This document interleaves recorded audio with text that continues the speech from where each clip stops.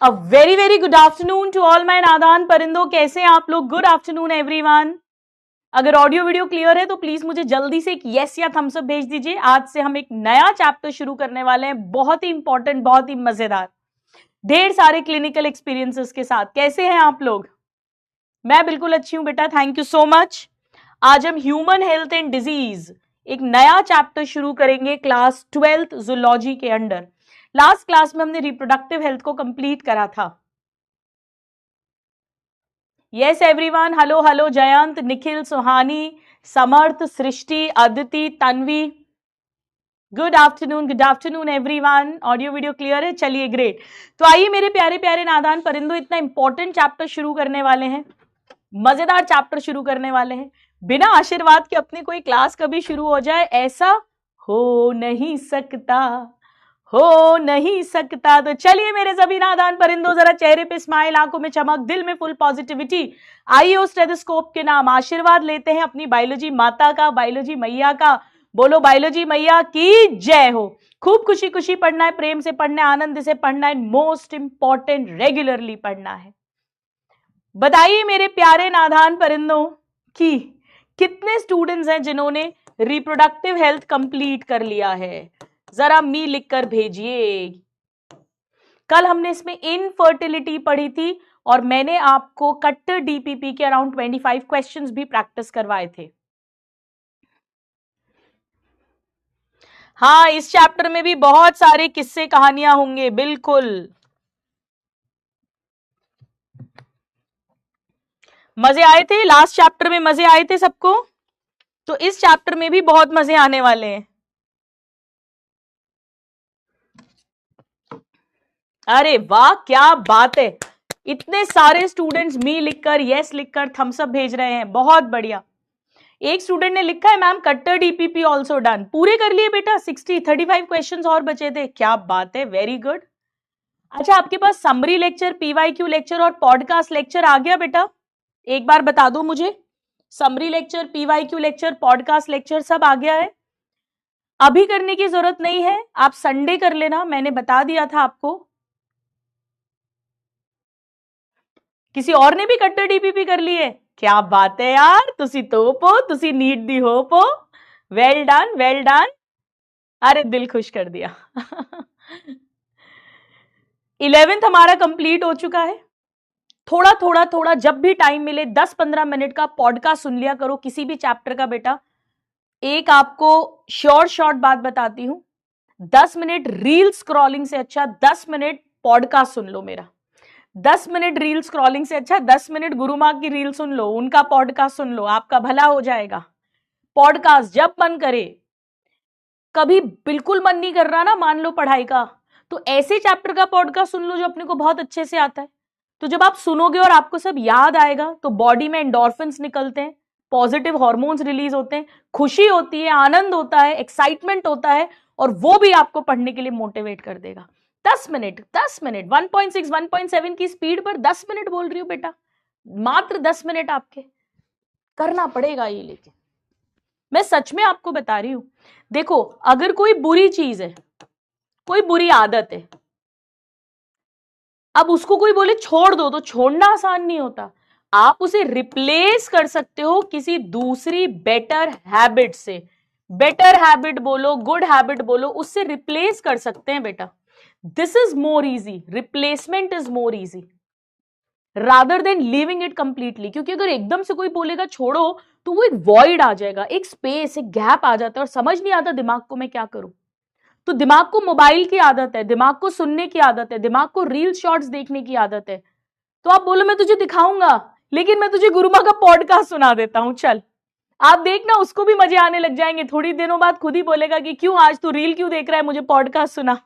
पर ये करना पड़ेगा आपको भाई। ड्रग एडिक्शन हम इस चैप्टर में पढ़ेंगे, वहां भी तो यही करते हैं कि किसी का तंबाकू छुड़ाना है, मान लो पुड़िया पाउच छुड़ाना है, तो उसको सौंफ, मीठी सौंफ बोल देते हैं, बिना टोबैको वाली सुपारी बोल देते हैं, क्योंकि उसके माउथ को आदत है, उसके ब्रेन को आदत है मंचिंग करने की। तो उसे we replace it with something better, something good.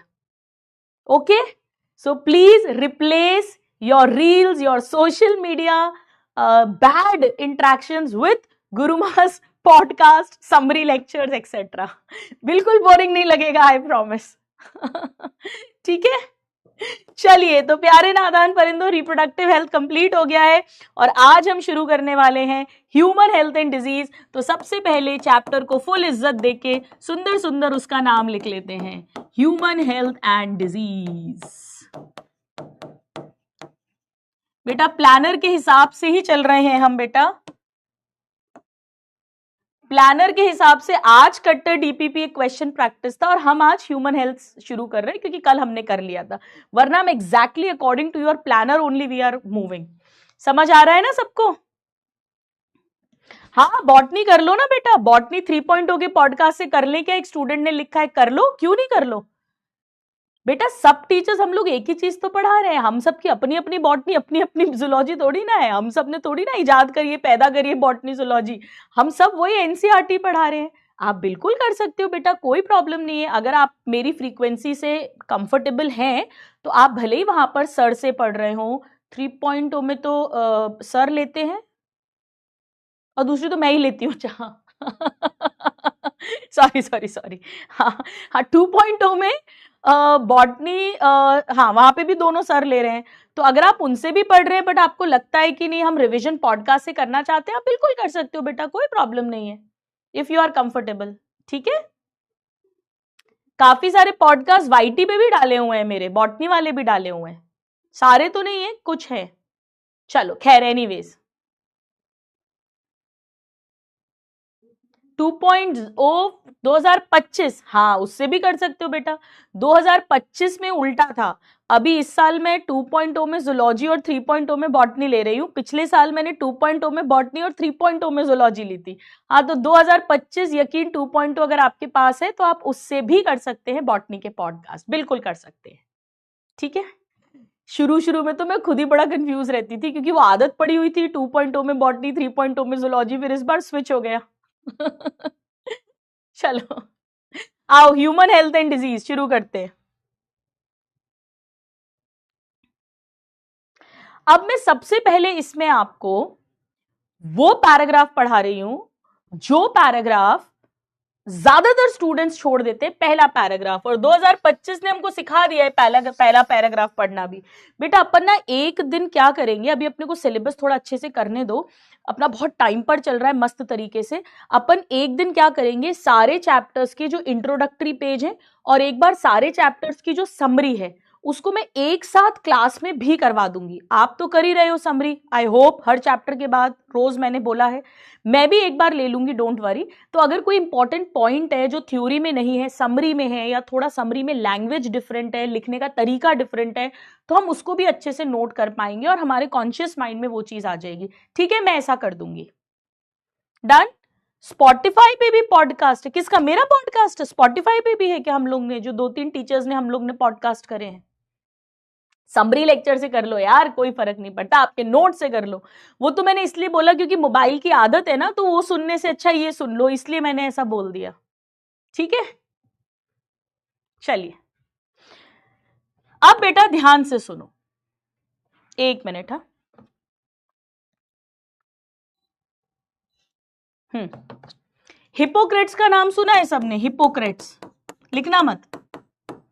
3 idiots देखी होगी सबने, उसमें करीना कपूर नहीं बोलती हिपोक्रेट्स के बारे में? हिपोक्रेट्स जो है बेटा, जब आप एमबीबीएस करेंगे तो हिपोक्रेटिक ओथ, शपथ खाते हैं अपन। हिपोक्रेट्स की कसम खाता हूं मैं कि मैं अपने पेशेंट्स से हमेशा प्रेम से बात करूंगा, संवेदनशीलता, सेंसिटिविटी से बात करूंगा, मैं उनकी कॉन्फिडेंशियलिटी को लीक नहीं करूंगा, जो वो मुझे ट्रस्ट करके बता रहे हैं उसे मैं कहीं और ब्रॉडकास्ट नहीं करूंगा। मेरे लिए हमेशा मेरा पेशेंट सर्वोपरि सबसे पहले होगा, मेरे से पहले मेरा पेशेंट होगा, मैं पूरी ईमानदारी से अपना काम करूंगा। इसको हिपोक्रेटिक शपथ या ओथ कहते हैं। तो हिपोक्रेट्स जी ने ये कहा था कि हमारे बॉडी के अंदर 3 तरह के फ्लूइड्स होते हैं, 3 तरह के फ्लूइड्स को बायो के अंदर ह्यूमर भी कहते हैं। अगर किसी ने इस चैप्टर में इम्यूनिटी वाला पार्ट पढ़ा हो तो एंटीबॉडी मीडिएटेड इम्यूनिटी को ह्यूमोरल इम्यूनिटी भी कहते हैं, क्योंकि एंटीबॉडीज ब्लड में मिलती हैं और ब्लड हमारी बॉडी का एक फ्लूइड है। खैर, तो इन्होंने ये कहा था, इनसे पहले आयुर्वेदा जो हमारा इंडियन सिस्टम है उसमें भी ऐसा कहते हैं कि हमारे बॉडी के अंदर अलग अलग तरह के फ्लूइड्स हैं, और बेसिकली जब इन फ्लूइड्स का बैलेंस होगा तो एक इंसान हेल्दी रह पाएगा। बेटा अगर आप आयुर्वेद की भी बात करें तो आयुर्वेदा में भी 3 तरह के लोग माने जाते हैं, वात, पित्त और कफ प्रकृति के। वात, पित्त और कफ। कफ से तो समझ में आ रहा है, ये तीनों बैलेंस होने चाहिए। मान लो किसी का कफ बहुत ज्यादा बनता है, यानी उसको रेस्पिरेटरी डिसऑर्डर्स होते हैं। कुछ लोग होते हैं ना बेटा, थोड़ी सी भी ठंड लगी तो खांसी जुकाम हो गया। अपन कहते हैं ना यार, थोड़ा भी मौसम बदलता है, थोड़ी भी ठंड आती है तो मुझे सबसे पहले मेरा गला पकड़ता है, मेरा गला दर्द होने लग जाता है, या मेरे को सर्दी हो जाती है। तो उनमें कफ जो है वो ज्यादा बनता है बेसिकली। पित्त का मतलब होता है बाइल। बेटा कुछ लोग ऐसे होते हैं जिन्हें अगर पूड़ी, पराठे, भटूरे, समोसे, कचौड़ी, ऑयली फ्राइड फूड खा ले तो पचता नहीं है। बेटा फैट डाइजेशन एब्जॉर्प्शन में बाइल का बड़ा इंपॉर्टेंट रोल होता है। ये बात जब हम डाइजेस्टिव सिस्टम पढ़ते थे तो पढ़ाते थे आपको। बाइल लिवर में बनता है और गॉल ब्लैडर में स्टोर होता है, यानी इन लोगों में लिवर या गॉल ब्लैडर की गड़बड़ रहती है, तो इन्हें खाना अच्छे से नहीं पचता, हैवी हो जाता है, ये सब हैवी फूड नहीं खा पाते हैं। और कुछ लोग ऐसे होते हैं जिनका वात, वात का मतलब बेटा एसिड ज्यादा बनता है इनमें, एसिड, हाइड्रोक्लोरिक एसिड जो स्टमक में बनता है, तो इन्हें एसिडिटी बहुत रहती है नॉर्मल लोगों से ज्यादा। इतनी सी भी मिर्ची एक्स्ट्रा खा लेंगे तो एकदम जलन होने लग जाती है, पेट में एसिडिटी बनने लग जाती है। तो कायदे से वात, पित्त और कफ का बैलेंस होना चाहिए। हमारा इंडियन आयुर्वेदा सिस्टम भी ये कहता है, हिपोक्रेट्स जी ने भी कहा था, और उन्होंने इसे नाम दिया था गुड ह्यूमर हाइपोथेसिस। लिखिएगा, good humour hypothesis. Good humour यानी ये जो ह्यूमर है, बॉडी के फ्लूइड्स हैं, गुड मतलब ये अच्छे यानी बैलेंस में रहने चाहिए तो ही हम हेल्दी होते हैं। ह्यूमर का मतलब है फ्लूइड। Good humour hypothesis. इसके according health is equal to, इसके अकॉर्डिंग, एक मिनट,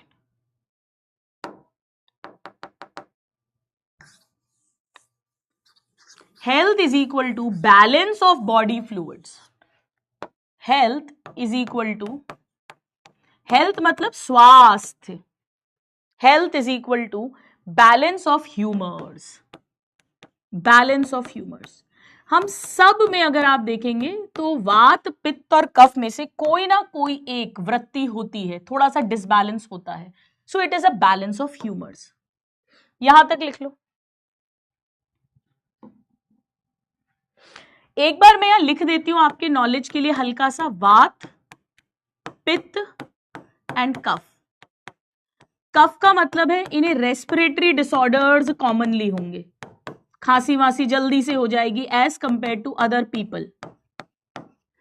पित्त का मतलब होता है बाइल, तो इनको बाइल से रिलेटेड, फैट वगैरह के डाइजेशन से रिलेटेड प्रॉब्लम होगी। लिवर में गॉल ब्लैडर की प्रॉब्लम्स होंगी, फैट डाइजेशन अच्छे से नहीं होगा।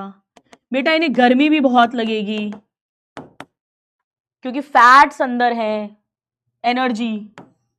और वात का मतलब होता है एसिडिटी, यानी पेट से रिलेटेड प्रॉब्लम होना, पेट में अल्सर्स वगैरह हो जाना, वो सारी प्रॉब्लम्स, गैस्ट्रिक डिसऑर्डर्स एक्सेट्रा, ये बहुत होंगे। यहां तक लिख लो एक बार।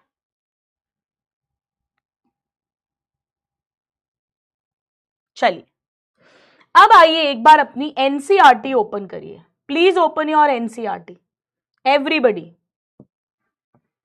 Open your NCERT. अब मैं कुछ बातें एनसीईआरटी में मार्क करवाऊंगी प्लीज। हेल्थ जो है, लंबे टाइम तक ये माना था कि it is a balance of certain humours. कितने स्टूडेंट्स हैं जिन्होंने चैप्टर पहले पढ़ा है पर कभी इस पर ध्यान नहीं दिया, बताइए।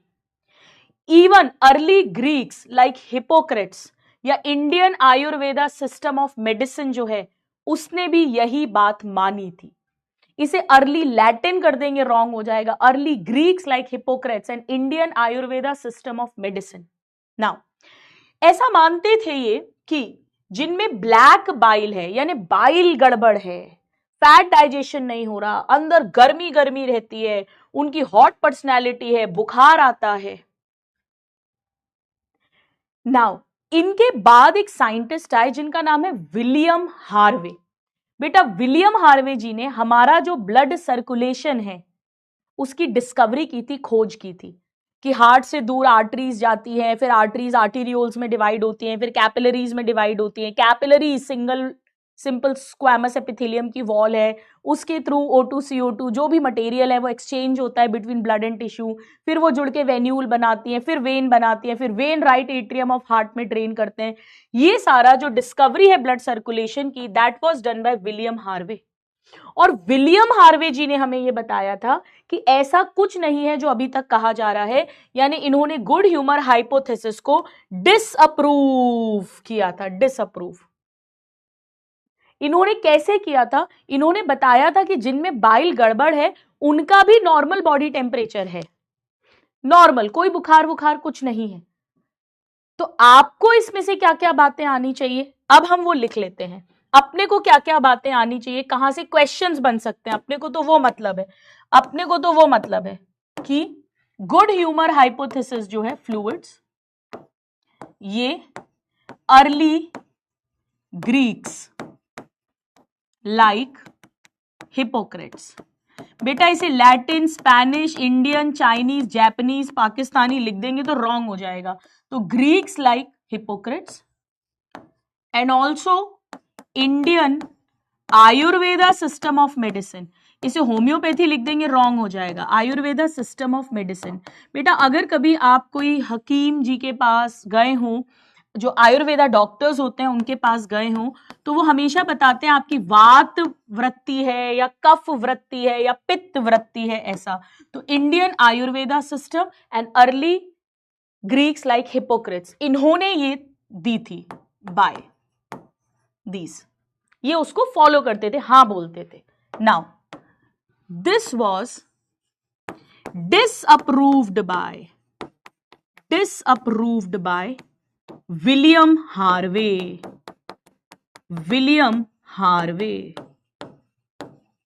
इन्होंने कहा था ऐसा नहीं होता, डिसअप्रूव्ड बाय विलियम हार्वे। और विलियम हार्वे जी ने ही डिस्कवर्ड ब्लड सर्कुलेशन। ये सारे क्वेश्चंस बिल्कुल पूछे जा सकते हैं। ब्लड सर्कुलेटरी सिस्टम जो है वो इन्होंने ही डिस्कवर किया था।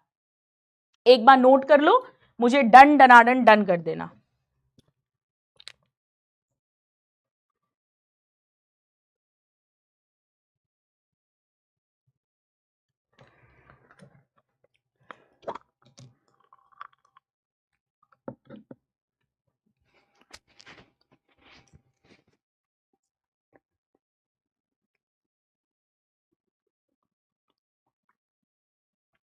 हो गया बेटा? चलिए, यानी फिर हेल्थ है क्या? सवाल उठता है स्वास्थ्य क्या है, व्हाट इज हेल्थ? स्टूडेंट्स, हमने अभी अभी रिप्रोडक्टिव हेल्थ पढ़ा था। हमने कहा था कि WHO वर्ल्ड हेल्थ ऑर्गेनाइजेशन ने यह कहा है कि केवल शारीरिक रूप से स्वस्थ होना ही जरूरी नहीं है। पेब्स यानी फिजिकल के साथ साथ इमोशनल, बिहेवियरल, सोशल यानी शारीरिक, मानसिक, सामाजिक, हर तरीके से जब हम हेल्दी हैं, अच्छे हैं, स्वस्थ हैं, तो हम कहेंगे हम हेल्दी हैं। ये बात मैं रिप्रोडक्टिव हेल्थ में भर भर के पढ़ा चुकी हूं। आप भले ही एकदम फिजिकली फिट हो, लेकिन अगर आपके मन में तनाव चल रहा है, दिमाग में टेंशन चल रहा है, तो आप हेल्दी नहीं है, ना आप अपना काम ढंग से कर पाएंगे, ना आप अपनी लाइफ अच्छे से जी पाएंगे। यानी हेल्थ की अगर हमें परिभाषा देनी हो तो state of complete, it is the state of complete physical, mental and social well-being. Physical, mental and social well-being.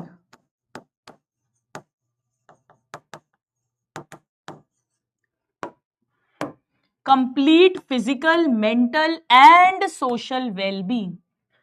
पहले ऐसा मानते थे कि अगर बीमारी नहीं है, कोई डिजीज नहीं है शारीरिक, तो वो इंसान हेल्दी है, पर अब ऐसा नहीं है। भले ही उसको बुखार नहीं आ रहा, खांसी नहीं आ रही, जुकाम नहीं आ रहा, फिजिकली बिल्कुल हेल्दी है, कोई बीमारी नहीं है, लेकिन अगर वो अंदर से टेंशन में है, स्ट्रेस में है, सामाजिक रूप से उसको प्रताड़नाएं मिल रही हैं, उसको इग्नोर किया जा रहा है, बॉयकॉट किया जा रहा है, उसको गंदा गंदा बोला जा रहा है, तो भी वो हेल्दी नहीं कहलाया जाएगा। Not merely absence of disease और फिजिकल फिटनेस, केवल फिजिकल फिटनेस को ही नहीं कहते हेल्दी होना, केवल बीमारी नहीं है तो हेल्दी है, ऐसा नहीं होता बेटा, ऐसा नहीं होता, ऐसा नहीं होता। उसे शारीरिक, मानसिक, सामाजिक हर तरीके से हेल्दी होना चाहिए। सयान बिल्कुल सही लिख रहा है, हम में से बहुत सारे लोग अनहेल्दी हैं बिना शारीरिक बीमारी के। बेटा इसीलिए मैं आपको बोलती हूं कि प्लीज प्लीज प्लीज, हाथ जोड़ के दोबारा बोल रही हैं आपकी गुरुमा, 4x4 टेक्निक और नाम जब शुरू करिए, अपने ईश्वर, अपने इष्ट से जुड़िए। बेटा ये समय ऐसा है जहां पर बहुत कम लोग, भले ही वो सक्सेसफुल भी हों, वो भी हेल्दी एक्चुअली नहीं है।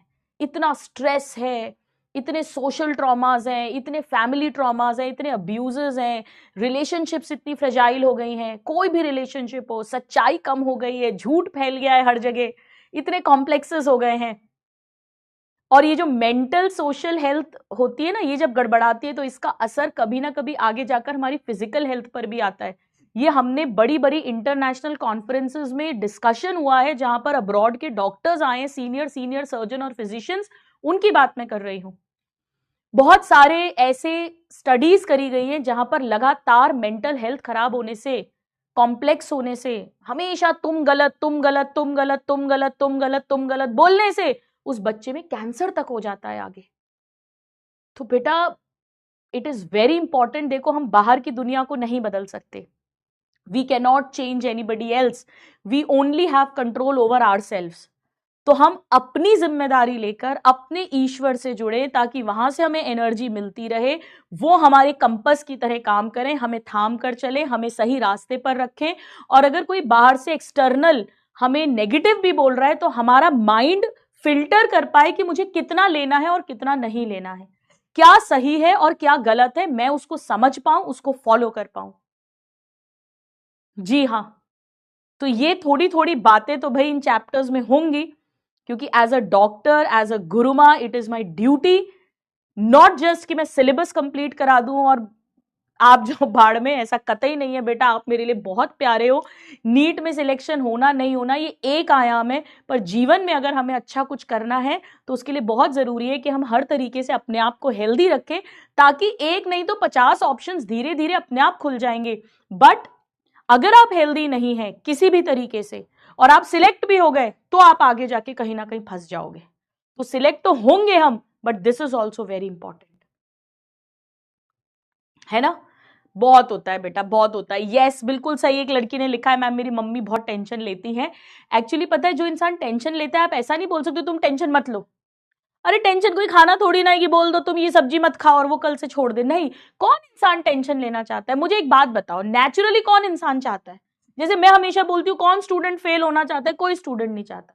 कोई इंसान बोलता है, हे भगवान जी मैं बहुत परेशान हो चुका हूँ, टॉप कर करके, रैंक ला ला के, अच्छे नंबर ला ला के, इस बार तो मेरे कम नंबर ले आना। कोई नहीं बोलता बेटा। Everybody wants to be happy, everybody wants to be tension free, everybody wants to be successful, everybody wants to do good in life, everybody wants to have good friends, good partners, everybody। फिर tension लेते हैं, फिर भी tension होता है, क्योंकि हमारा control नहीं है हमारे माइंड पर, हमारे मन पर, हमारी बुद्धि पर। हमने दूसरों को ज्यादा प्रायोरिटी दे दी है खुद से। और ये सब मेरे सिर्फ बोलने से आपके अंदर नहीं जाएगा, थोड़ी देर जाएगा, आप मोटिवेट हो सकते हैं, पर परमानेंट जब आपके अंदर के ईश्वर आपके लिए जागृत होंगे, उनसे आपका कनेक्शन जुड़ेगा, वो आपको हमेशा सही गाइड करेंगे। That is the real compass, है ना। तो यही तो अपने को समझना है बेटा जीवन में, वरना तो टेंशन का अंत ही नहीं है। 1 करोड़ कमा लोगे बेटा, तो उसी से आपकी लाइफस्टाइल मेंटेन करोगे, फिर दिमाग यही चलेगा हमेशा 1 करोड़ तो आना ही चाहिए, और मैं इसको 1 का 1.5 कैसे करूं। ये तो नेवर एंडिंग है, नेवर एंडिंग वर्ल्ड है ये बेटा। आपको ही समझना पड़ेगा, थमना पड़ेगा।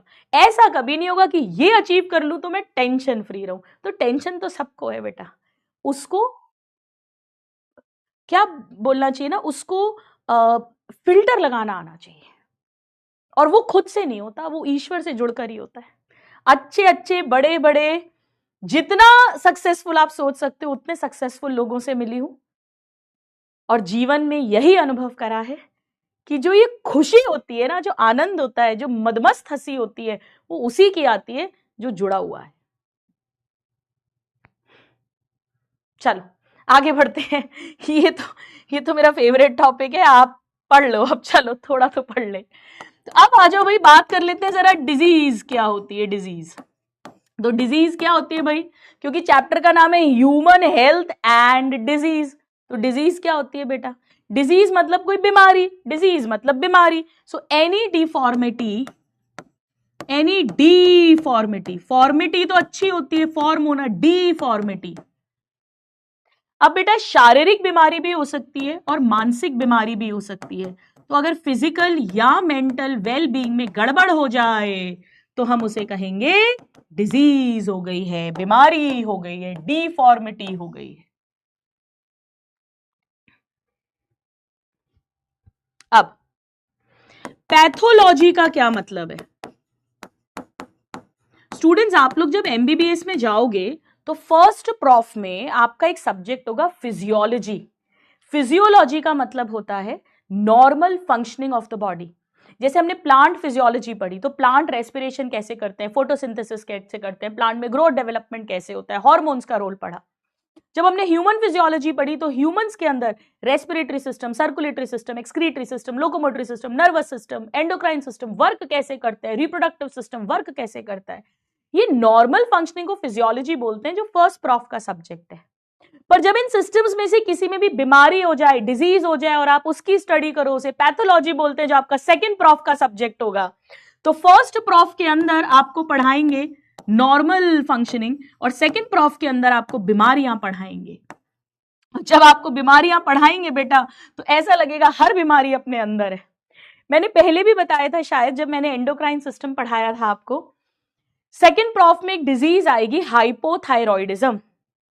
थायराइड हार्मोन्स कम है, उसके सिम्टम्स आएंगे। उसके सिम्टम्स आएंगे कि हमेशा थकान थकान रहती है, कुछ करने का मन नहीं करता, ऐसा लगता है सोते रहो, थोड़ा थोड़ा वजन भी लॉस हो रहा है, या सॉरी थोड़ा थोड़ा वेट भी गेन हो रहा है। आपको लगेगा यार ये तो मैं ही हूं, इतना आलसी आलसी टट्टू, ये तो मैं ही हूं पक्का। आपको लगेगा पक्का भैया थायराइड टेस्ट कराओ, हाइपोथायरॉयडिज्म आएगा। तो इसको सेकंड प्रॉफ सिंड्रोम बोलते हैं। एमबीबीएस सेकंड प्रॉफ में आकर बहुत सारी बीमारियां ऐसी लगती है हमारे ही अंदर है, weakness, fatigue, lack of appetite, या बहुत ज्यादा भूख लगना, तो कुछ ना कुछ सिम्टम्स ऐसा लगता है।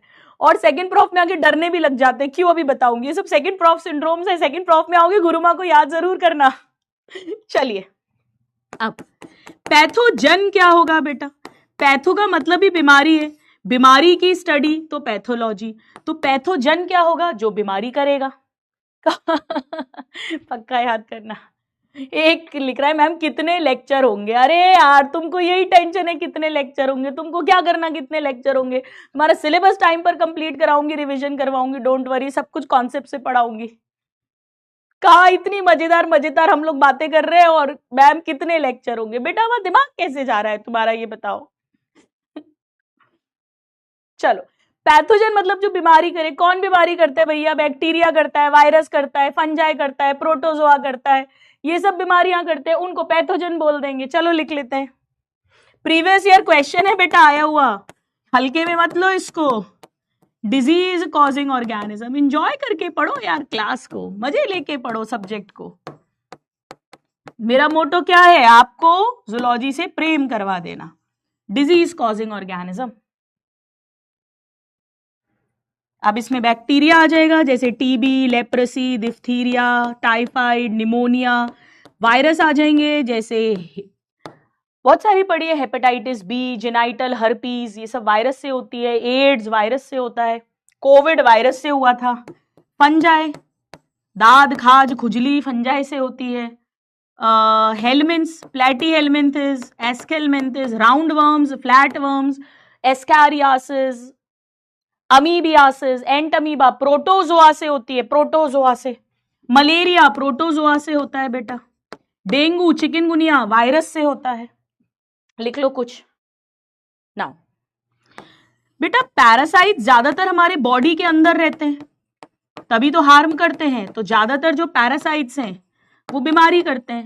बेटा याद है, पहले पढ़ाया भी है, पैरासाइट मतलब पुअर क्वालिटी गेस्ट, ऐसे मेहमान जो अपने घर में रहते हैं, खाते हैं, पीते हैं और जाते जाते माल भी साफ कर ले जाते हैं, या जाते जाते किराया भी ले जाते हैं अपने से ही, अपना किराया अपने से ही ले जाते हैं, खुद का किराया।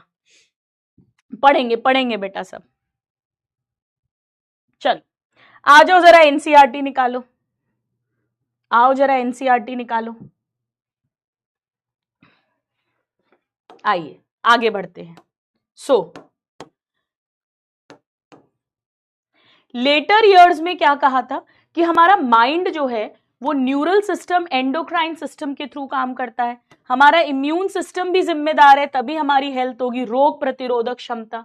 हेंस माइंड और मेंटल स्टेट भी हमारी हेल्थ को अफेक्ट करती है। तो केवल फिजिकल नहीं, मेंटल वेलबींग होना भी बहुत जरूरी है। यानी हेल्थ इज अफेक्टेड बाय। अब ये सब लोग एनसीईआरटी में मार्क करेंगे, अपने नोट्स में लिखो, एनसीईआरटी पेज नंबर लिखो और रीड लिखो। लिखो अभी पेज नंबर बताओ बेटा, जो भी आपके एनसीईआरटी में इसका पेज नंबर है, जो भी आपके एनसीईआरटी में पेज नंबर है, अपने रजिस्टर में नोट्स में लिखो उस पेज नंबर का नाम और रीड करके एनसीईआरटी, और मेरे साथ यहां मार्क करिए, मार्क करिए। देखो सबसे पहले जेनेटिक डिसऑर्डर्स हो सकते हैं। जेनेटिक डिसऑर्डर्स मतलब जन्मजात, बच्चा पैदा उस बीमारी से हुआ है।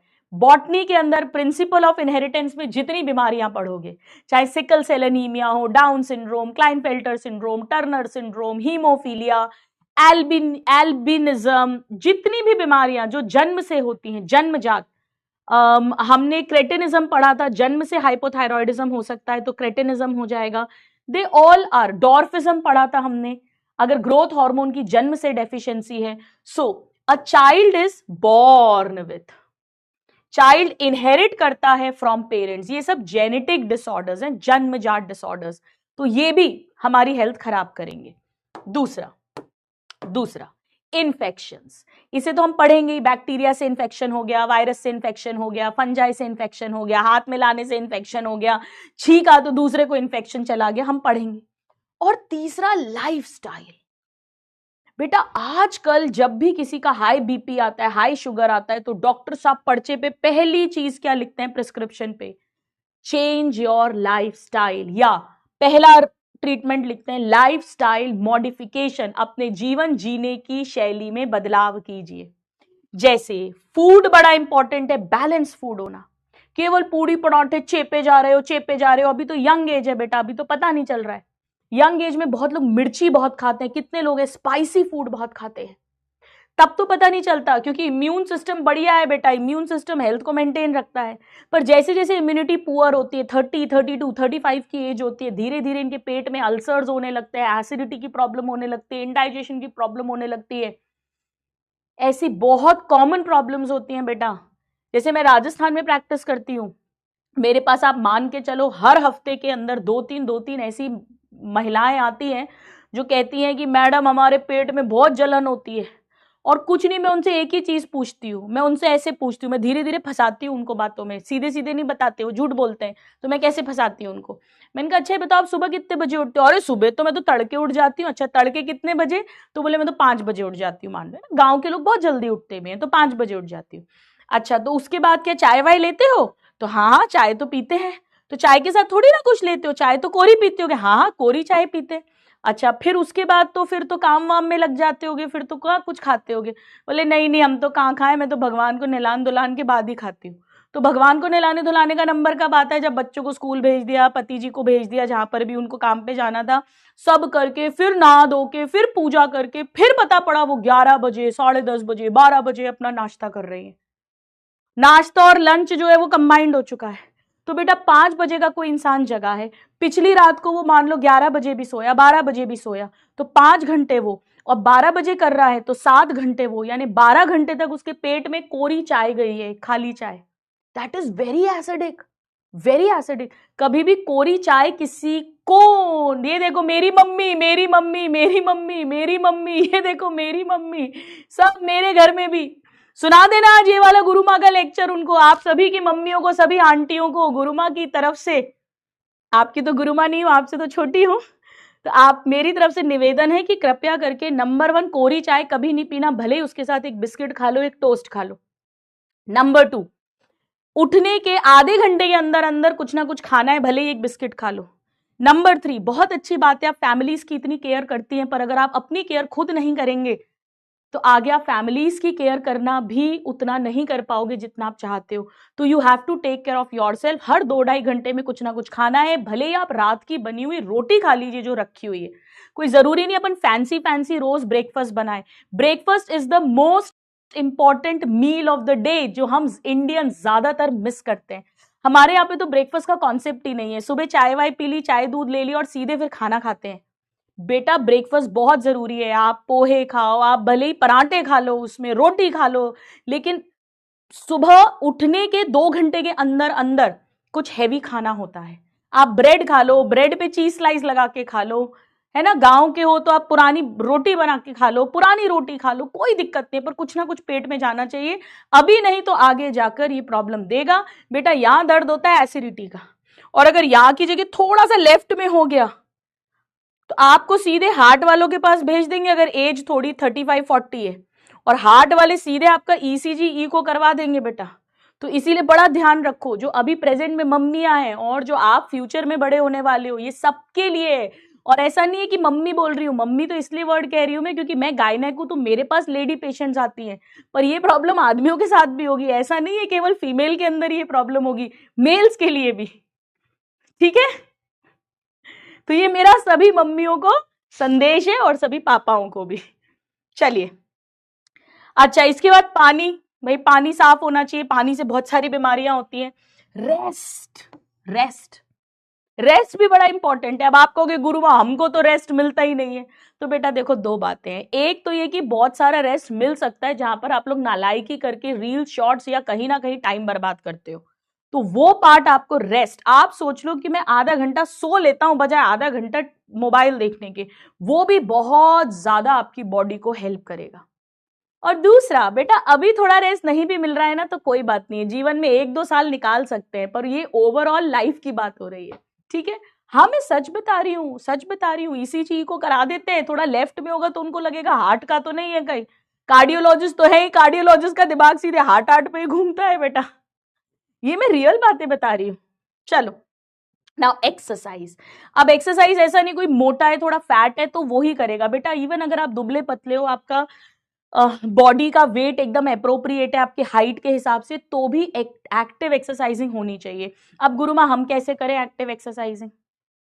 तो बेटा एक तो मैंने आपको कैरोलिन जॉर्डन का एक वीडियो लिंक दिया हुआ है, उसको करो, मैं यहाँ पे नाम भी लिख दूंगी भले ही उनका, वो अमेरिकन है, फिटनेस कोच है, एक्सपर्ट है, 10 मिनट की एक्सरसाइज है, दिन में 2 बार कर लो, खाने के बाद भी करने की है, वो 3 बार करो तो अच्छा, नहीं तो 2 बार कर लो, 10-10 मिनट अपन निकाल सकते हैं, पूरा फुल एक्सरसाइज हो जाएगी आपकी, सब डाइजेशन वाइजेशन शुगर कंट्रोल होना सब हो जाएगा। और वरना बेटा अगर कुछ भी नहीं है तो सीढ़ी चढ़ उतर लो 1-2 बार, और कुछ भी नहीं तो रस्सी मंगा लो 100-200 रुपए की, बेटा एक बार वो रस्सी कूद लो, कुछ ना कुछ एक्सरसाइज तो करनी पड़ेगी। अब इसका ये मतलब नहीं आप चक्कर लगाने चले जाओ गार्डन में, कोटा में हो तो ऑक्सी पार्क पहुंच जाओ, सिटी पार्क, बोले गुरु माँ ने घूमने को बोला है तो 2 घंटे में टाइम पास कर दिया, नहीं ऐसा नहीं करना है। तो हैबिट्स बेसिकली जो हमारी हैं अच्छी या जो नहीं, मतलब है बुरी और नहीं है अच्छी, उनको भी आपको ठीक करना पड़ेगा, ठीक है।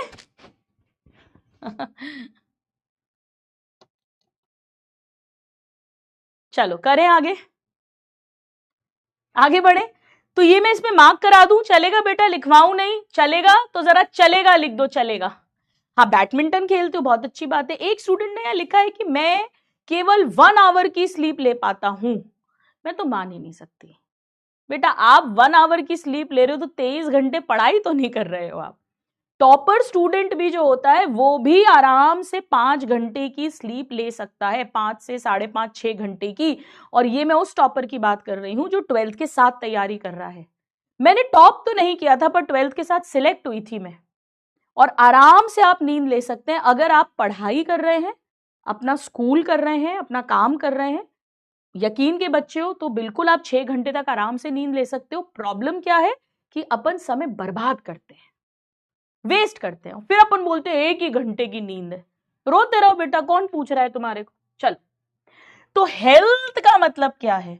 Not only absence of disease और physical fitness, it is defined as state of complete physical, mental and social wellbeing. ये तो हमने लिख ही ली है लाइन। अब जब पीपल हेल्दी होंगे तो वो काम बढ़िया करेंगे, तो प्रोडक्टिविटी बढ़ेगी, तो पैसा आएगा। तो जब इंसान पे एक पे पैसा आएगा तो धीरे धीरे पूरे समाज पे पैसा आएगा, पूरे देश में पैसा आएगा। तो आपके हेल्दी रहने से पूरी कंट्री की इकोनॉमिक प्रॉस्पेरिटी हो जाएगी। ठीक है, आज तो बहुत मजे आ रहे हैं ना, आनंद आ रहा है। चलो, अच्छा, हेल्थ बढ़ेगी तो लोगों की उम्र भी बढ़ेगी, लॉन्गिटिविटी, एज बढ़ेगी। भाई हेल्दी है तो ज्यादा जिंदा रहेंगे। और इन्फेंट और मदर की मोर्टेलिटी रिड्यूस होगी। भाई बच्चे में भी जब बीमारियां कम होंगी, डिलीवरी के बाद बीमारियां कम होंगी, तो वो मरेंगे नहीं, तो एमएमआर आईएमआर रिड्यूस होगी, लॉन्गिटिविटी बढ़ेगी। ठीक है, आगे बढ़ते हैं। अब क्या क्या जरूरी है अच्छी हेल्थ के लिए? देखो, बैलेंस डाइट, मैंने पहले ही बताया, balance diet is very important. ऐसा नहीं डाइटिंग करने लग गए, नहीं, बैलेंस्ड होना चाहिए। कार्बोहाइड्रेट भी, प्रोटीन भी चाहिए, फैट्स भी चाहिए। पर्सनल हाइजीन बड़ी इंपॉर्टेंट है बेटा। खाना खाने के पहले, खाना खाने के बाद ढंग से हाथ धो, वॉशरूम यूज करने के बाद ढंग से हाथ धो, ये सब बहुत इंपॉर्टेंट है। हम पढ़ेंगे बहुत सारी बीमारियां हैं बेटा जो गंदे हाथ के कारण एक दूसरे से फैलती है, पर्सनल हाइजीन ना होने के कारण। बहुत सारे ऐसे बैक्टीरिया हैं जो हमारी इंटेस्टीन में रहते हैं, फीसिस के थ्रू बाहर निकलते हैं। और अगर हमने हाथ अच्छे से वॉश नहीं करे हैं, या मान लो किसी और ने नहीं करे हैं, सब्जी वाले ने नहीं करे हाथ वॉश, तो क्या करें? उसकी सब्जी पर उसके कीटाणु बैक्टीरिया लग गया, दिखाई तो देता नहीं है। आपने अगर सब्जी बिना धोए बना ली, या ढंग से वॉश नहीं करी, या गंदे पानी से वॉश करी, तो वो बैक्टीरिया आपके मुंह से आपके पेट में चला गया और आपको बीमारी हो गई। तो personal hygiene is very important. मैंने आपको खुद बताया, मुझे पानी की टिक्की से कितना भयंकर फूड इन्फेक्शन हुआ था, हॉस्पिटल जाना पड़ा था, ड्रिप चढ़वानी पड़ी थी। रात को याद है ना, अपने सॉक्स शूज भी नहीं टाई कर पा रही थी मैं। रात को 3 बजे हॉस्पिटल भागे थे मैं और मेरे हस्बैंड। तो personal hygiene is very very important, आपकी भी, सबकी भी। पर दूसरे की तो जिम्मेदारी ले नहीं सकते, तो कम से कम सब्जी फल धो के खाओ।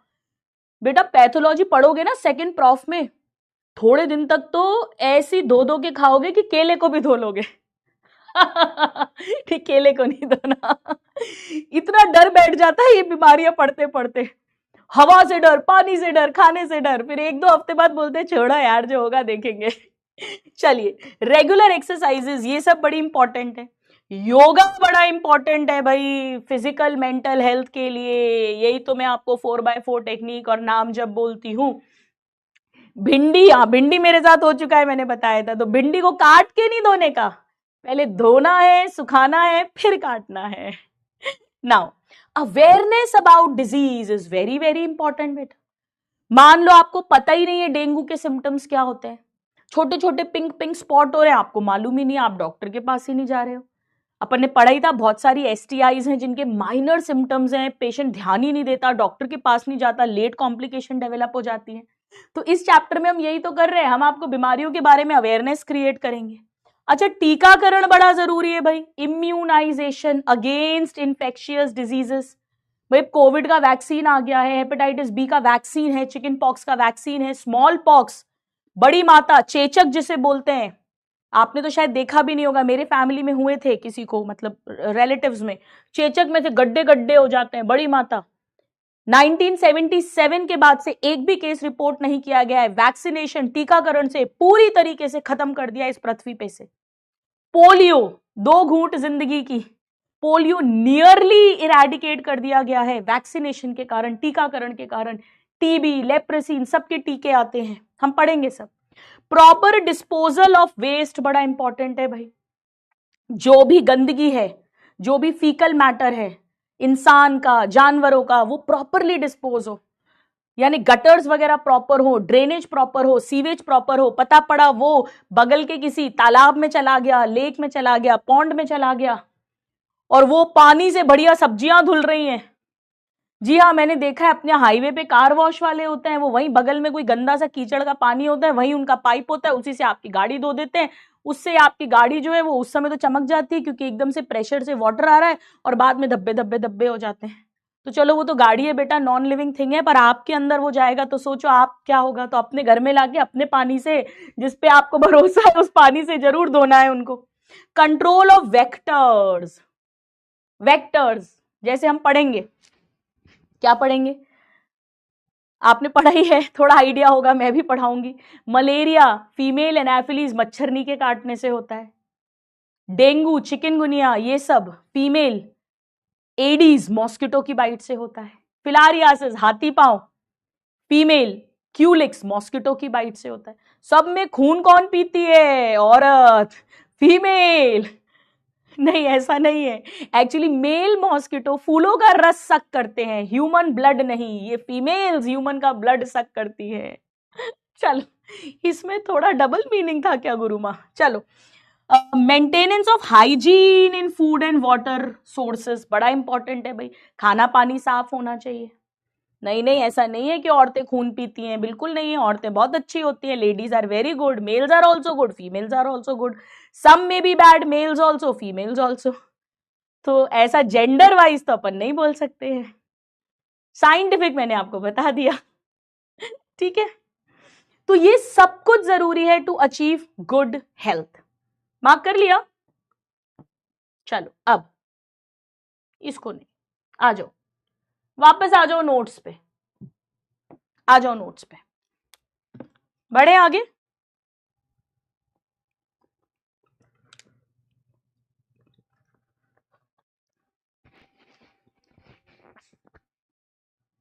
मस्ती मजाक में बोला है, बिल्कुल मस्ती मजाक में, सीरियस नहीं होना। ऐसा कुछ भी नहीं है बेटा, मेल्स बेटर है कि फीमेल्स बेटर है। इंसान है हम सब, इंसान में कुछ अच्छाई और कुछ बुराई सब में होती है।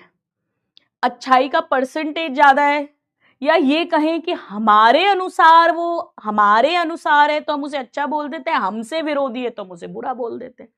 हो सकता है किसी और के अनुरूप हो तो उसके लिए गुड हो गया, हमारे अनुरूप नहीं है तो हमारे लिए बैड हो गया, है ना? तो अपने को जज नहीं करना, मैं तो हमेशा बोलती हूँ, ये तो मस्ती मजे के लिए। चलो आ जाओ। अब बेटा, अगर हम कह रहे हैं कि ये पैथोजन हमें बीमारी करता है, ह्यूमन में बीमारी करता है, तो उसे बॉडी के अंदर तो आना पड़ेगा, तभी तो बीमारी करेगा। कहां से आ सकता है? आओ चलो लिखते हैं अपन। So pathogen can enter our body, pathogen can enter our body by various means. Students, नादान परिंदों, पढ़ तो हंसी मजाक में रहे हैं, बहुत अच्छी बात है, लेकिन पढ़ाई करना सीरियसली, ये सारे पॉइंट्स आने चाहिए अपने को। सही खाना पीना, vaccination, control of vectors, yoga,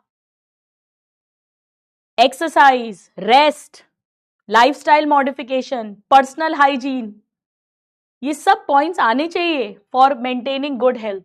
so pathogen enter our body by various means.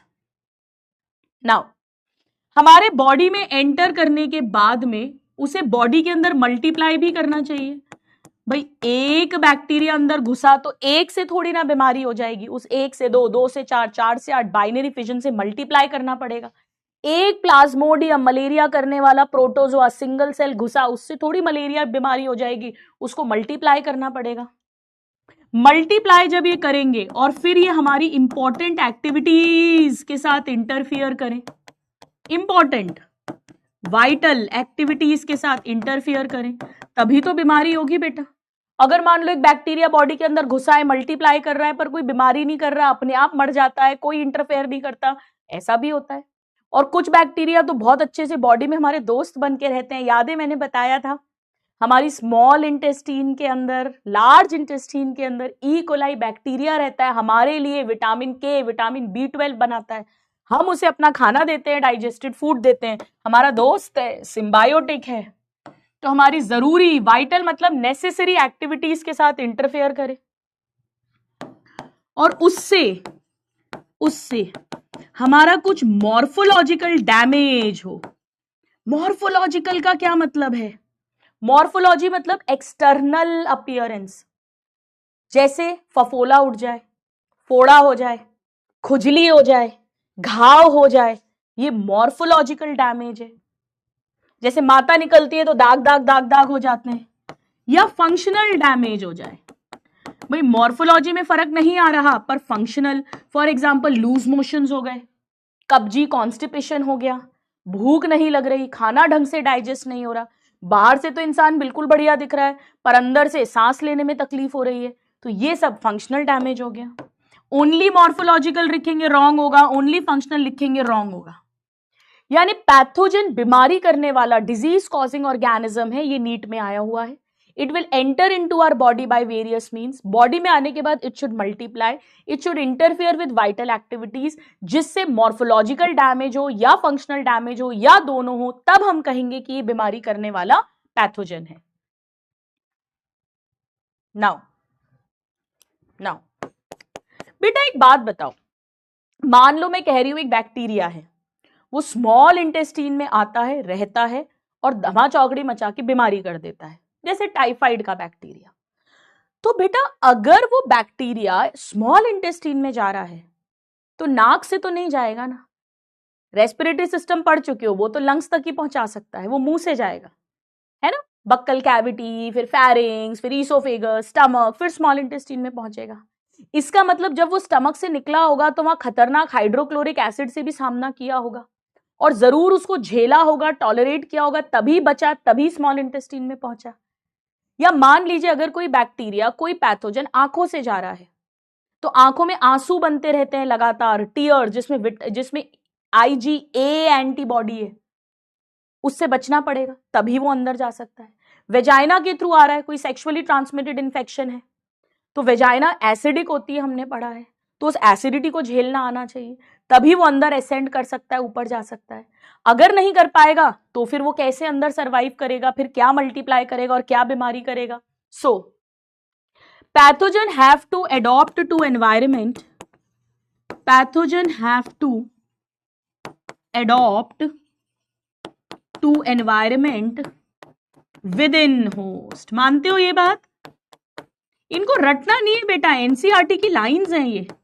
Host के अंदर जो एनवायरमेंट है उसको एडॉप्ट करना पड़ेगा ना, तभी तो वो जिंदा रह पाएगा, मल्टीप्लाई कर पाएगा। हाँ सॉरी, एडॉप्ट मतलब एडैप्ट। भाई सिंपल सी बात है, आप मेडिकल कॉलेज में जाओगे, आप अपने घर से दूर जाओगे तो आपको अडैप्ट करना पड़ेगा ना। मैंने ऐसे भी बच्चे देखे हैं जो कोई दूसरे कॉलेज में गए, मेडिकल में तो मोस्टली नहीं होता, मेडिकल नहीं छोड़ते जनरली, तो वहां पे सेटल ही नहीं हो पाए।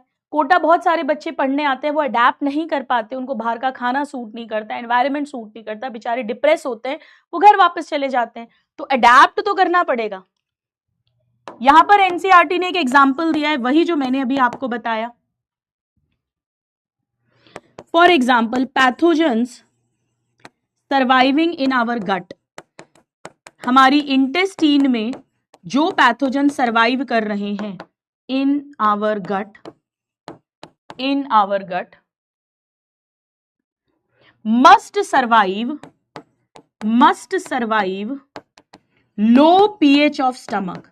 भाई मुंह से ही आया होगा तो स्टमक में पहुंचा होगा पहले, और स्टमक में एसिडिटी हाई है यानी लो पीएच है, तो उसे सरवाइव करना ही पड़ेगा, तभी इंटेस्टीन तक पहुंचेगा।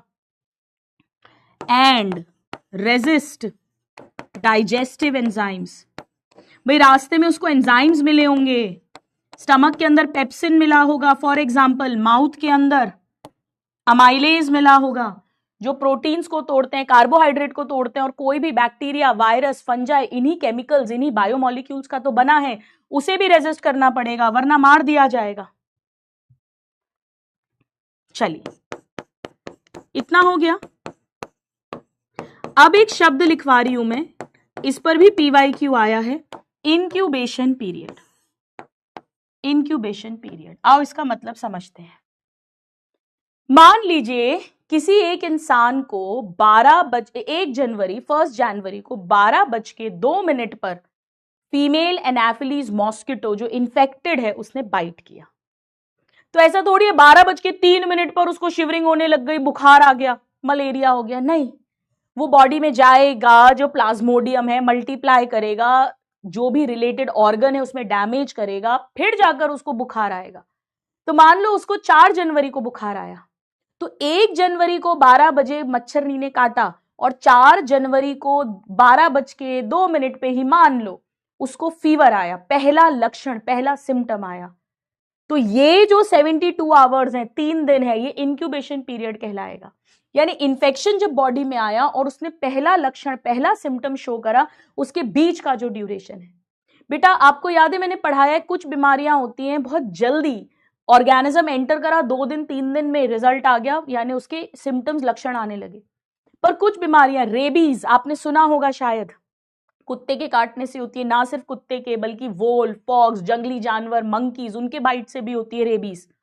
रेबीज में कई बार ऐसा होता है बेटा कि कभी जंगल में बचपन में गया था घूमने, वहां किसी कुत्ते ने काटा था और अब 10 साल हो गए, 12 साल हो गए, 15 साल हो गए, कोई सिम्टम नहीं, कोई लक्षण नहीं, मालूम भी नहीं, याद भी नहीं, उस समय कोई ट्रीटमेंट लिया नहीं, ध्यान दिया नहीं, चोट ठीक हो गई और अचानक से उसे पानी का डर, हाइड्रोफोबिया, यानी पूरी बॉडी में रेबीज हो चुकी है, हफ्ते भर में डेथ। मैंने खुद ने एक पेशेंट ऐसी देखी हुई है, आगे पढ़ाऊंगी जब इस पर आऊंगी। खतरनाक केस अपने एमबीबीएस में देखा था, रैंकटे खड़े कर देने वाला। सो टाइम इंटरवल बिटवीन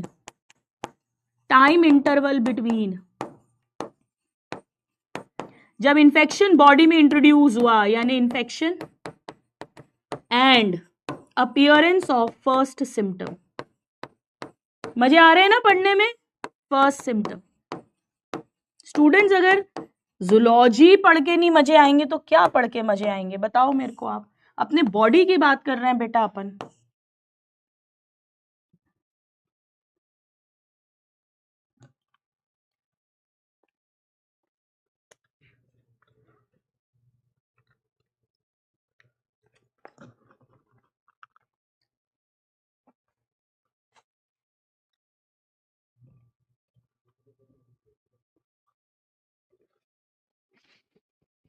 चलिए, मैंने आपसे कहा था ना सेकंड प्रॉफ सिंड्रोम। देखो अभी कितने सारे लिखने लग गए, अरे हमारी मम्मी को कुत्ते ने काटा था, इसने काटा था, अरे मुझे भी तब काटा था। देखो कितने मैसेज आने लग गए, डर लगने लग गया ना। 15 साल बाद, 20 साल बाद कहीं रेबीज तो डायग्नोज नहीं हो जाएगा, कुछ नहीं होगा, डोंट वरी। चल अब एक नया पेज ले लो बेटा, एक फ्लो चार्ट बनाएंगे, एक नया पेज ले लो। यानी डिजीजेस हमने पढ़ा, मेन 2 तरह की होंगी।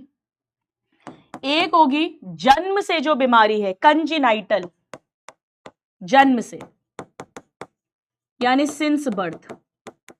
इसके अंदर तो जेनेटिक डिसऑर्डर्स आएंगे सारे, जीन्स के डिसऑर्डर्स जन्म से ही हैं, जेनेटिक डिसऑर्डर्स, जिसे आप जेनेटिक्स में पढ़ेंगे, बॉटनी वाले पार्ट में पढ़ेंगे, जेनेटिक डिसऑर्डर्स।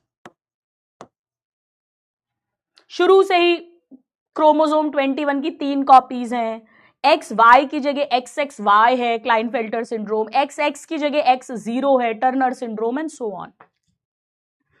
ना दूसरी बीमारियां हैं जो जन्म के बाद हमें लगती हैं, एक्वायर्ड, आफ्टर बर्थ।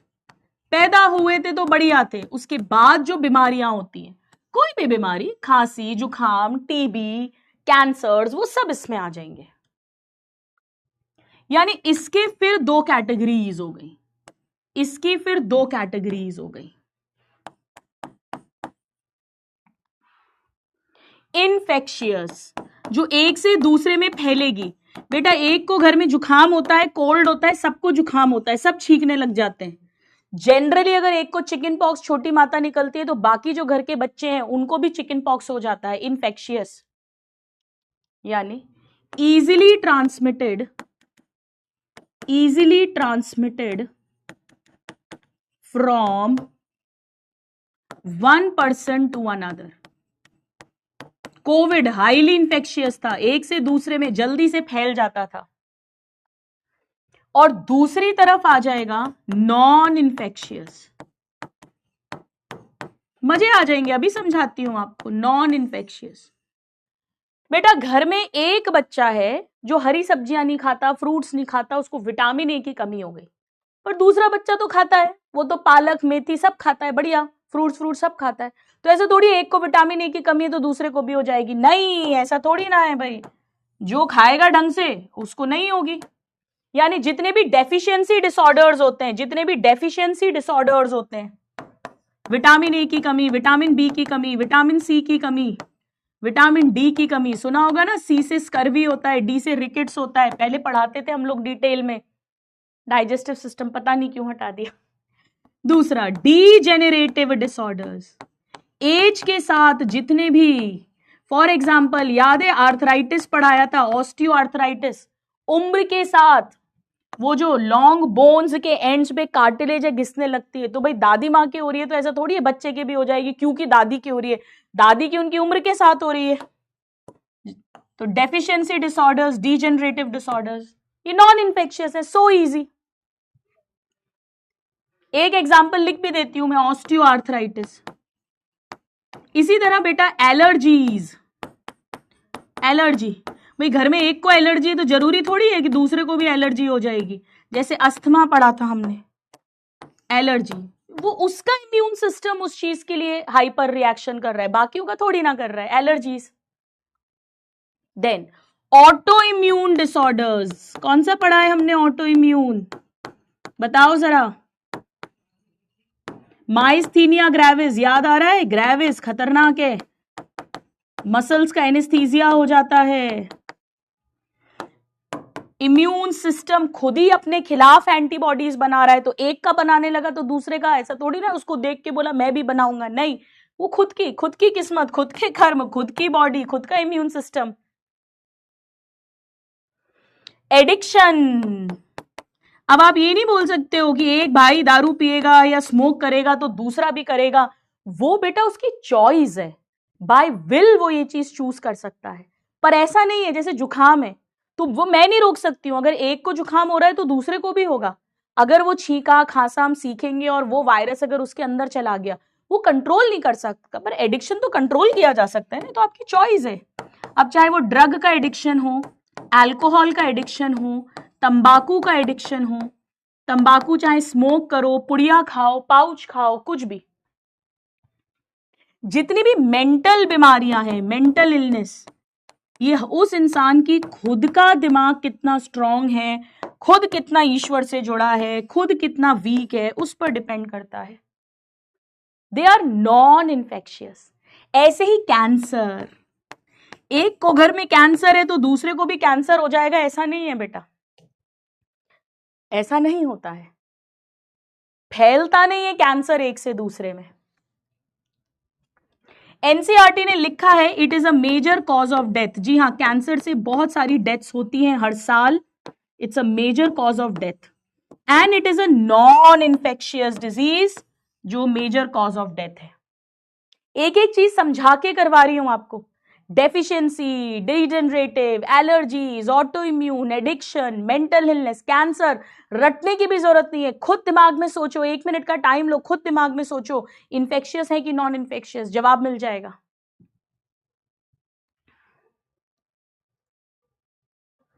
अब इन्फेक्शियस डिजीजेस भी 2 तरह की होती हैं बेटा, अगर वो बीमारी डायरेक्ट छूने से फैल रही है, छूत की बीमारी जिसे कहा जाता था, जैसे पहले कुष्ठ रोग को बोलते थे, कुष्ठ रोग, लेप्रेसी जिसे कहते हैं, छूने से, तो उसे कहेंगे कंटेजियस, कंटेजियस, डायरेक्ट कांटेक्ट से वो बीमारी अगर फैलती है, टच होने से, by direct contact, by direct contact. इसमें एक ही एग्जाम्पल इंपॉर्टेंट है, बैक्टीरिया से होता है ये, लेप्रेसी, माइकोबैक्टीरियम लेप्री नाम का बैक्टीरिया है, उससे कुष्ठ रोग होता है डायरेक्ट कांटेक्ट से। और दूसरी नॉन कंटेजियस, फैलती दोनों है बेटा, दोनों ही इंफेक्शियस हैं, दोनों ही जन्म के बाद हो रही हैं, ये सब जन्म के बाद हो रही हैं, जेनेटिक्स को छोड़ दो, ये सब जन्म के बाद हो रही है, सारी एक्वायर्ड है, ये एक से दूसरे में नहीं फैलती, ये एक से दूसरे में फैलती है, ये डायरेक्ट टच करने से फैलती है, पर ये एक को जुकाम हुआ तो ऐसा नहीं उसने छू लिया तो दूसरे को जुकाम हो गया, नहीं, वो छींका, खांसा, हवा में वायरस आया, दूसरे ने इनहेल किया तो उसको बीमारी होगी। यानी कोई ना कोई मीडियम के थ्रू होगी, through causative agent, through causative agent. अब इसको हम डिटेल में पढ़ेंगे, हम बहुत सारी पढ़ेंगे बेटा, बहुत सारी पढ़ेंगे, भर भर के पढ़ेंगे। सबसे खतरनाक जानलेवा एड्स जो HIV वायरस करता है, एनसीईआरटी ने लिखा भी है, ये फेटल है। फेटल का मतलब जिसे नहीं पता हो, वैसे मैंने पहले लिखवाया है, जानलेवा, कॉज ऑफ डेथ। लेप्रेसी कुष्ठ रोग बेटा, कोविड इन्फेक्शियस है और नॉन कंटेजियस है। कोविड में ऐसा नहीं है कि एक जना है बस छू ले हो जाएगा, कोई घाव नहीं हो रहा जिसको छूने से कोविड हो रहा है। वो तो हम इसलिए बोलते हैं कि आप उसको आइसोलेट कर दो, क्योंकि वो खाएगा, छींकेगा, हंसेगा, बोलेगा, मैं सिखाऊंगी, तो हवा में उसका वायरस आएगा, वो दूसरा इनहेल कर लेगा तो कोविड हो जाएगा, ये मतलब है।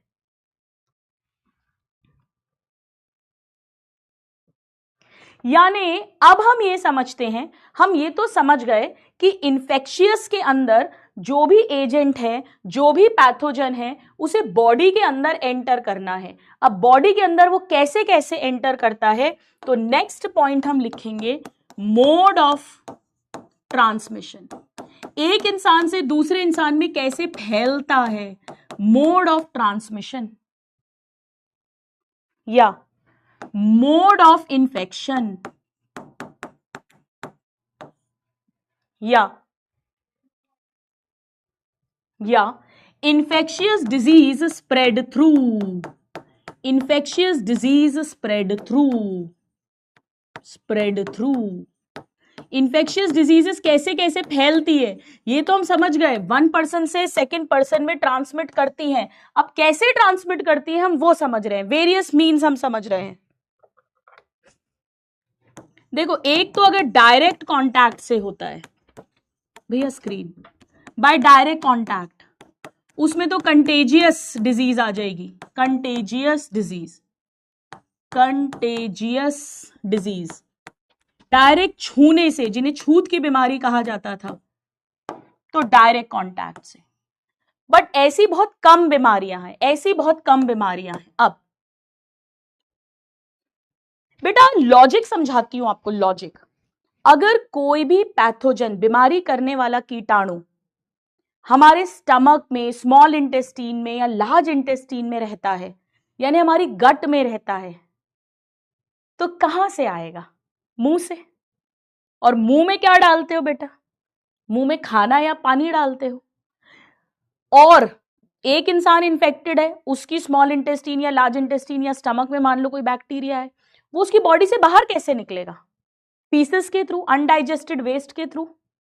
और मान लो वो फीसेस जो है वो बहती बहती किसी पानी में चली गई, पानी जो है वो किसी तालाब में चला गया, उस तालाब के पानी में वो कीटाणु आ गया, बैक्टीरिया आ गया, दिखाई तो कुछ दे नहीं रहा, उस पानी से सब्जियां धो दी, वो सब्जी फ्रेश देख के आप मार्केट से ले आए, आपने उसको ढंग से पानी से धोया नहीं, उसके ऊपर वो बैक्टीरिया है, एक बैक्टीरिया, वो आपने खा लिया, वो झेलता हुआ आपके पूरे एसिडिटी को आपकी स्मॉल इंटेस्टीन, लार्ज इंटेस्टीन, जहां भी जगह वहां पहुंच गया, वहां मल्टीप्लाई करा, वो खुश, आप दुखी, बीमार हो गए।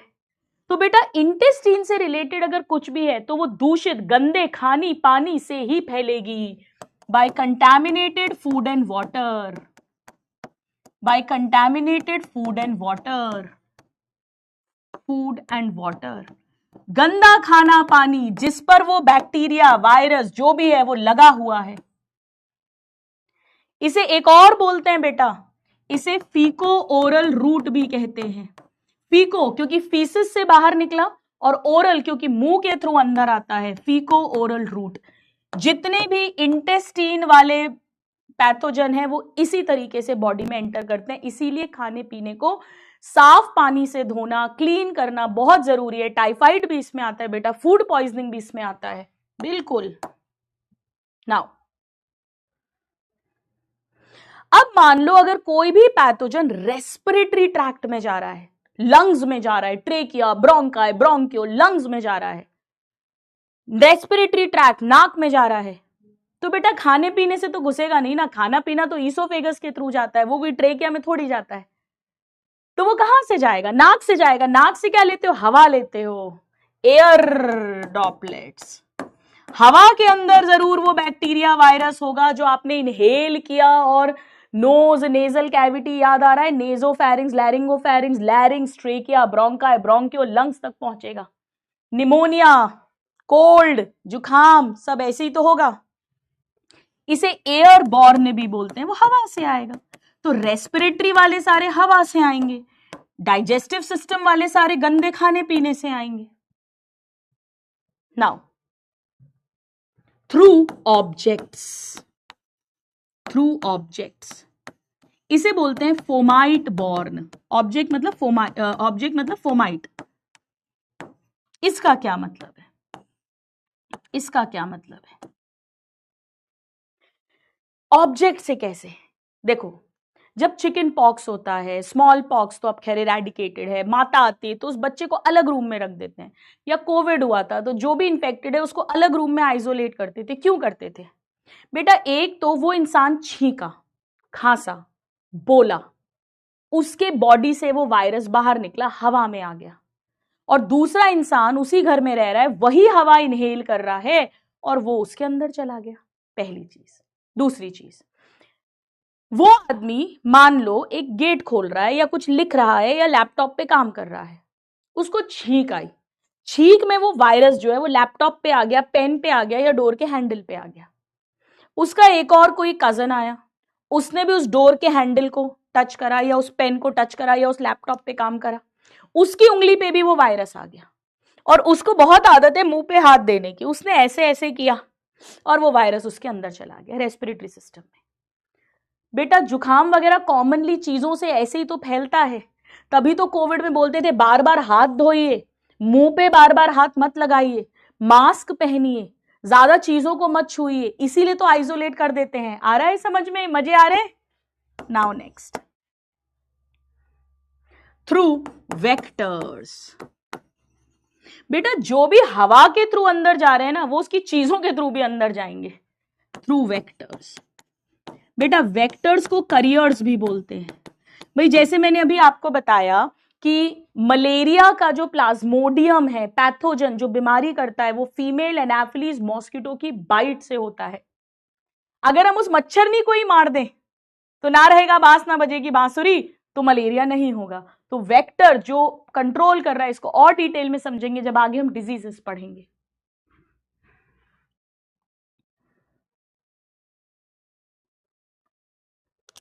हो जाए तो जरा डन डन आडन डन कर दो।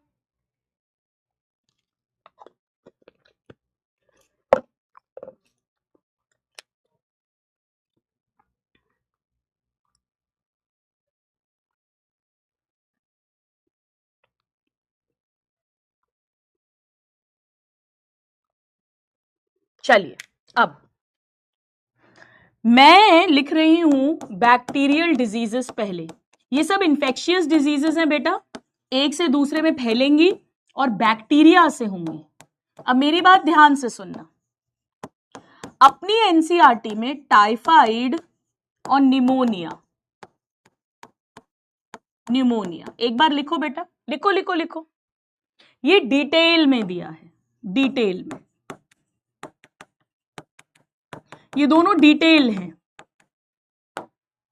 Typhoid and pneumonia. Now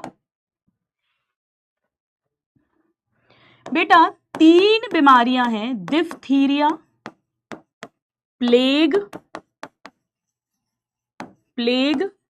and dysentery. इसका एनसीईआरटी में नाम दिया हुआ है, नेम इन एनसीईआरटी, डिटेल्स नहीं है, नाम है। अपने को ये सब आना चाहिए क्योंकि बिल्कुल पूछा जा सकता है, बिल्कुल पूछा जा सकता है। एक बार लिख लो, एक बार लिख लो।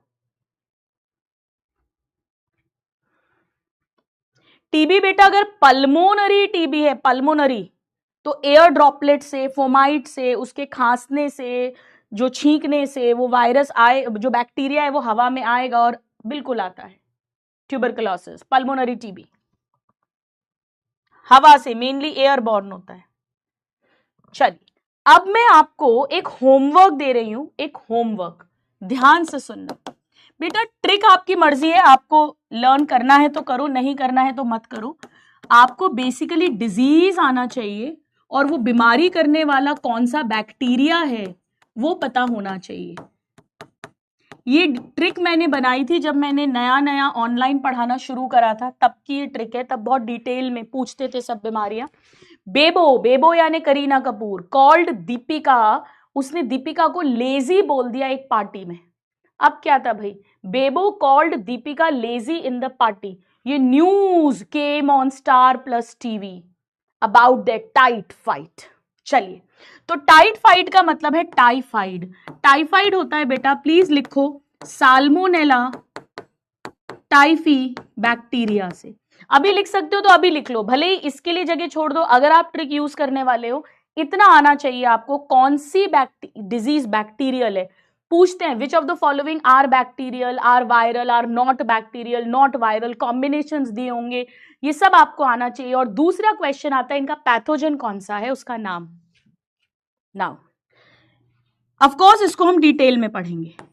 टीबी होता है माइकोबैक्टीरियम ट्यूबरक्लोसिस नाम के बैक्टीरिया से।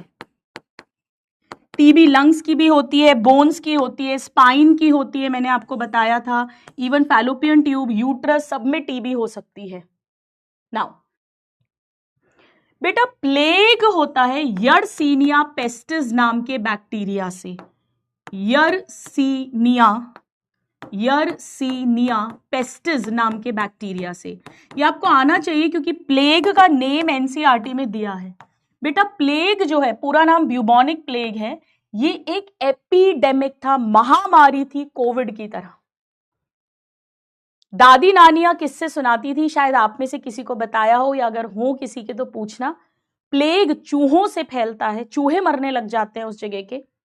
और जैसे कोविड की सेकेंड वेव में अपन सुनते थे ना, ईश्वर नहीं करे कभी वो टाइम दोबारा आए, कितनी ज्यादा डेथ्स हो रही थी, ऐसे ही वो लोग बताते हैं कि गांव में जैसे 50 लाशें जलाकर आए, वापस आए 50 लाशें और तैयार। बेटा बेसिकली सुन लो, छोटा छोटा चाहो तो पॉइंट्स में लिख लेना। बेसिकली ये जो यर्सीनिया पेस्टिस बैक्टीरिया है, इसका होस्ट चूहे हैं, रैट्स इसके होस्ट है। लेकिन एक मक्खी होती है रैट फ्ली, जो रैट का खून चूसती है। ये अगर उसके ब्लड में आ गए और गलती से एक्सीडेंटली उस मक्खी ने किसी इंसान को बाइट कर लिया और उसकी बॉडी में ये बैक्टीरिया चला गया, तो इंसान को प्लेग हो जाता है। तो जहां चूहे बहुत मर रहे हैं, मतलब चूहों में प्लेग फैल गया है, ये चूहों की बीमारी है, चूहे मरते हैं प्लेग से, तो वहां पर इंसानों में भी प्लेग फैलने का खतरा होता है, क्योंकि रैट फ्ली को चूहे नहीं मिल रहे हैं तो वो इंसान पर अटैक करने लग जाती है। इसलिए कहीं चूहे मरते हैं तो वो एक इमरजेंसी की तरह डिक्लेयर होके वहां से ह्यूमंस को भी फिर कुछ टाइम के लिए शिफ्ट करते हैं वो सारा। तो स्पेशल डिपार्टमेंट है हमारा। इट्स एन एपिडेमिक, आप चाहो तो लिख लो, एपिडेमिक है, रैट फ्ली के थ्रू ये ट्रांसमिट होता है, और वैसे चूहों की डिजीज होती है। चलिए, अब कॉलेरा, जिसे हैजा बोलते हैं, विब्रियो कॉलेरी नाम के बैक्टीरिया से होती है। विब्रियो कॉलेरी, विब्रियो मतलब ये कॉमा शेप्ड का बैक्टीरिया है बेटा। इसमें चाहे तो आप लिख लें, हालांकि एनसीईआरटी में ये नाम भी नहीं दिया है, पहले पूछते थे। चावल के पानी, आप चावल लो तो जो चावल का पानी कितना पतला होता है, ऐसे स्टूल्स होती है, ऐसे फीसेस होता है। चावल के पानी, राइस वाटर स्टूल्स, इतना जबरदस्त डिहाइड्रेशन होगा बेटा, वाटर का लॉस, मिनरल्स का लॉस, बच्चे मर तक जाते हैं। आज भी गांव में छोटे बच्चों के मरने का बहुत बड़ा कारण होता है कॉलेरा। और ये बैक्टीरिया पानी, गंदे पानी, जैसे जिस बच्चे को इन्फेक्शन है, उसकी इंटेस्टीन, उसकी गट, उसकी फीसिस से बाहर निकला, हाइजीन है नहीं प्रॉपर, वो पानी में चला गया, और वो पानी जितने लोग पी रहे हैं उनकी बॉडी में चला गया। बच्चों में तो बहुत बीमारियां और बहुत डेथ करता है ये विब्रियो कॉलेरी, बहुत खतरनाक। नाउ डिप्थीरिया भी हमारी एनसीईआरटी में दिया है। सो डिप्थीरिया होता है कॉर्नी बैक्टीरियम डिप्थरी नाम के बैक्टीरिया से।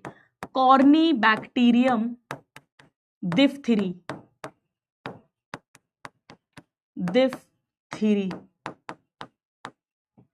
ये भी बिल्कुल पूछ सकते हैं, एनसीईआरटी में इसका नाम दिया है। बेटा डिफ्थीरिया भी छोटे बच्चों में बहुत कॉमन होता है, इम्यूनिटी भी पुअर होती है।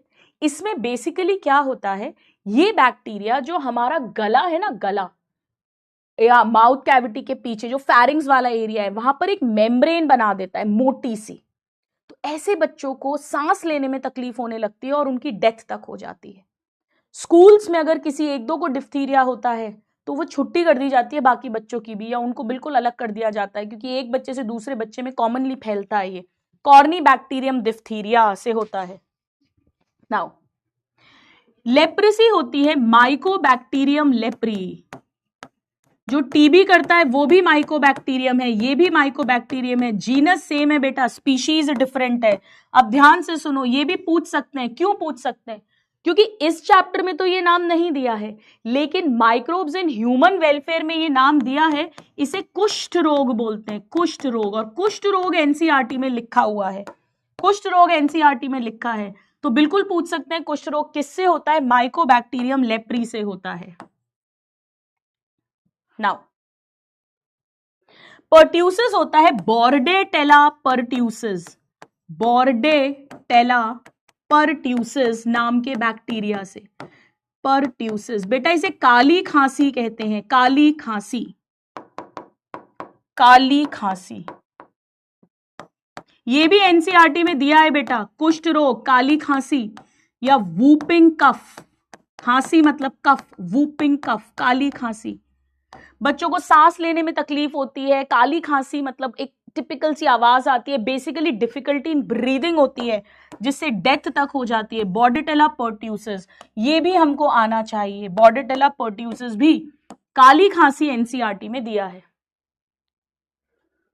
निमोनिया ऑफ कोर्स बहुत इंपॉर्टेंट है, ये दो तो बहुत ही इंपॉर्टेंट है, एनसीईआरटी में डिटेल्स दी हुई है। निमोनिया दो ऑर्गेनिज्म से हो सकता है बेटा, हम पढ़ेंगे। एक बैक्टीरिया है Streptococcus pneumoniae, Streptococcus pneumoniae, pneumoniae. और दूसरा है हीमोफिलस इन्फ्लुएंजी, हीमोफिलस इन्फ्लुएंजी। इनके नाम हम दोबारा भी लिखेंगे जब हम निमोनिया को डिटेल में पढ़ेंगे। Streptococcus pneumoniae and Haemophilus influenzae. कभी अगर आपने मॉलिक्यूलर बेसिस ऑफ इनहेरिटेंस पढ़ा हो, उसमें सर्च फॉर जेनेटिक मटेरियल पढ़ी हो, तो याद है स्ट्रेप्टोकोकस निमोनी का ही तो आर स्ट्रेन और एस स्ट्रेन लिया था 1928 में। आर डालते थे तो चूहा मरता नहीं था, एस डालते थे मर जाता था, वो सब याद आ रहा है आपको? वो यही वाले हैं। नाउ स्कारलेट फीवर आप छोड़ दो, इसको मैं आपके इससे हटा देती हूं। नाउ टेटनस अगेन बहुत इंपॉर्टेंट है। टेटनस होता है क्लॉस्ट्रीडियम, क्लॉस्ट्रीडियम टेटनाई नाम के बैक्टीरिया से। टेटनस के बारे में वैसे भी नॉलेज होनी चाहिए। टेटनस का टीका भी लगता है, प्रेगनेंसी में भी टेटनस के 2 इंजेक्शंस लगते हैं। आपको मालूम है जब भी कोई चाकू वगैरह से, लोहे की चीज से हाथ कट जाए, कहीं कट लग जाए, तो टेटनस का इंजेक्शन बोलते हैं लगाने के लिए। टेटनस जो होता है हमारे नर्वस सिस्टम जो है उसे अटैक करता है ये बैक्टीरिया। हमारी मसल्स अकड़ जाती हैं, स्पाज्म में रह जाती हैं, मुंह नहीं खुल पाता, खाना नहीं खा पाते, सांस लेने में तकलीफ होती है। Very very dangerous disease tetanus. लिख लो एक बार, मुझे डन कर दो फिर, डन डना डन डन।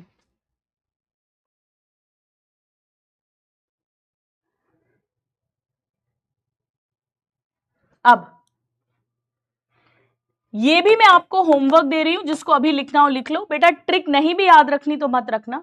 ये हमने रिप्रोडक्टिव हेल्थ में पढ़ी थी। रिप्रोडक्टिव हेल्थ में मैंने आपको चार्ट भी बनवा दिया था रिप्रोडक्टिव हेल्थ में, तो आप दोबारा से भले ही मत बनाना, आप दोबारा से मत बनाना।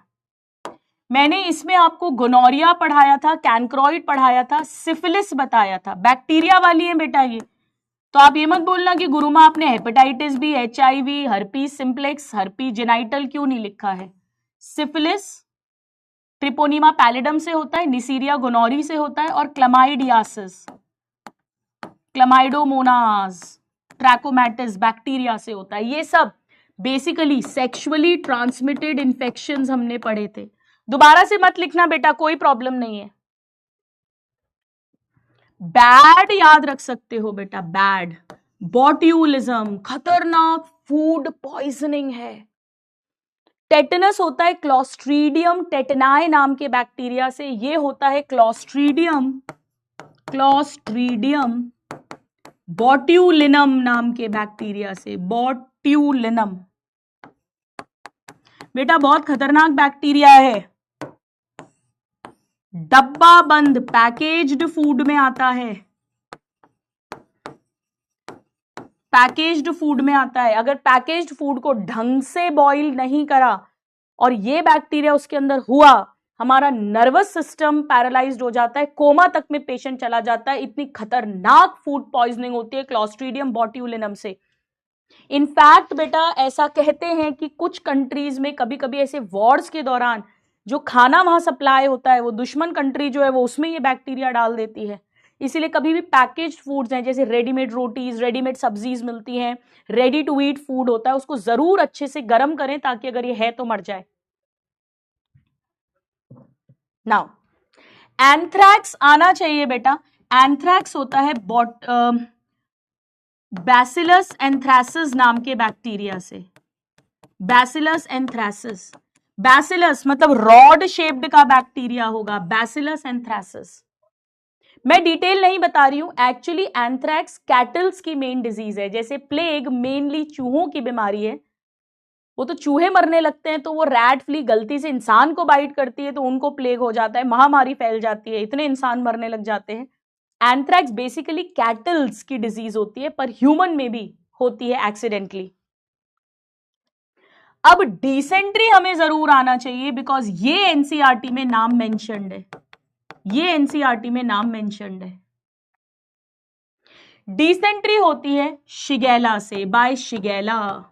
ये बैक्टीरिया है बेटा शिगेला, ये आपको जरूर आना चाहिए बिकॉज एनसीईआरटी में दिया है। एनसीईआरटी में प्लेग, डिफ्थीरिया और डिसेंट्री का नाम दिया है, तो तीनों का एजेंट आना चाहिए।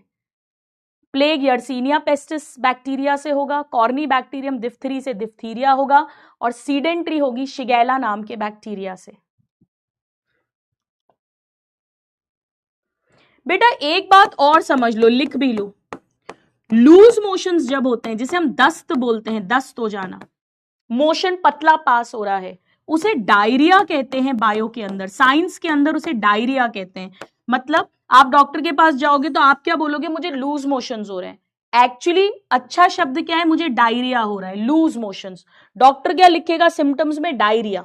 लूज मोशंस को डायरिया कहते हैं। लेकिन अगर वो जो फीसेस आप पास कर रहे हैं, लूज मोशंस हो रहे हैं, बेटा लूज मोशन तो बहुत सारी बीमारियों में हो सकते हैं। थोड़ा पेट गड़बड़ हुआ तो भी लूज मोशन हो सकते हैं, फूड पॉइजनिंग हुई तो भी लूज मोशंस हो सकते हैं। इवन वो जो बच्चा जिसको कॉलेरा हो गया है, हैजा हो गया है, उसको भी लूज मोशंस हो रहे हैं, चावल के पानी जैसे दस्त हो रहे हैं। एंटमीबा हिस्टोलाइटिका, अमीबियासिस, वो प्रोटोजोआ है, वो भी बॉडी में आता है, फूड पॉइजनिंग करता है तो भी लूज मोशंस होते हैं। और अगर इस लूज मोशन, इस फीसिस के साथ, पतली फीसिस के साथ खून और म्यूकस, चिपचिपा श्लेष्म आ जाए, बेसिकली खून अगर आ जाए, यानी loose motions mixed with blood and mucus, खूनी दस्त हो जाए, अगर खूनी दस्त तो उसे डिसेंट्री कहते हैं, डिसेंट्री।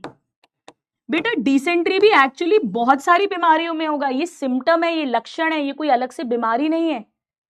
शिगेला नाम का बैक्टीरिया बॉडी में आता है तो खूनी दस्त कराता है, तो ये बैक्टीरियल डिसेंट्री है। लेकिन जो अमीबियासिस है, एंटमीबा हिस्टोलाइटिका, अमीबा यानी प्रोटोजोआ की बात हो रही है, protista kingdom, single celled eukaryote, वो भी बॉडी में आता है, फूड पॉइजनिंग होती है तो भी डिसेंट्री होती है। तो डिसेंट्री एक्चुअली एक सिम्टम है, एक लक्षण है, पर बैक्टीरिया के अंदर दिया हुआ है कि डिसेंट्री होती है, और वो कौन करता है, शिगेला बैक्टीरिया। शिगेलोसिस बोलते हैं उसे, शिगेलोसिस बीमारी को। हाँ बेटा यस हरी, एंटमीबा भी करता है। आइए आपको अब मैं कुछ फोटोग्राफ्स के थ्रू बीमारियां बताती हूं। बेटा ये प्लेग का फोटो है, प्लेग में इस तरीके से पूरा काला पड़ जाता है, जो हाथ पांव है पहले नीले और फिर काले पड़ जाते हैं, डेथ तक हो जाती है। This is how a plague patients looks. आपको कोई गूगल नहीं करना, कोई टाइम वेस्ट नहीं करना, केवल प्लेग बैक्टीरिया से होता है, वो भी यर्सीनिया पेस्टिस नाम के बैक्टीरिया से, ये आना चाहिए। रैट से होने वाली बीमारी, रैट की बीमारी है बेसिकली, रैट फ्ली की बाइट से होती है। नाउ ये बेटा कॉलेरा पानी, अगर गंदा पानी है जिसमें विब्रियो कॉलेरी यानी कॉमा शेप्ड के बैक्टीरिया हैं, उससे होता है, जबरदस्त लूज मोशंस होते हैं, बच्चों में स्पेशली बहुत कॉमन है डेथ का कारण। आप देख सकते हैं वॉमिटिंग होगी, डायरिया होगा, लूज मोशन होगा, तो डिहाइड्रेशन होगा, वाटर मिनरल्स की कमी होगी, ये सब प्रॉब्लम्स होंगी। ये बेटा डिफ्थीरिया का पेशेंट है, डिफ्थीरिया। एम्स में इस पे क्वेश्चन आया था बेटा, आप चाहो तो जहां डिफ्थीरिया लिखा है वहां साइड में लिख लो। इस तरह की एक मेम्ब्रेन बन जाती है, इसे सूडो मेम्ब्रेन कहते हैं। एम्स में क्वेश्चन आया हुआ है, जब एम्स का अलग से पेपर होता था, कि सूडो मेम्ब्रेन किस बीमारी में बनती है, डिफ्थीरिया में। ऐसा मोटी सी मेम्ब्रेन बन जाती है जिससे खाने में तकलीफ, धीरे धीरे सांस लेने में तकलीफ, क्योंकि फेरिंग्स के एरिया को ऑब्स्ट्रक्ट करती है। काफी कॉमन कॉज ऑफ डेथ होता है, ये भी छोटे बच्चों में, स्पेशली 5 साल तक के बच्चों में बहुत कॉमन होता है। ये है बेटा लेप्रेसी, कुष्ठ रोग का मरीज। पूरी बॉडी पे सफेद सफेद पैचेस हो जाते हैं, नर्व एंडिंग्स डैमेज हो जाती हैं बेटा। ये गर्म भगोनी पे भी हाथ रख लेंगे, ये हटाएंगे नहीं, क्योंकि इनको कुछ फील ही नहीं हो रहा।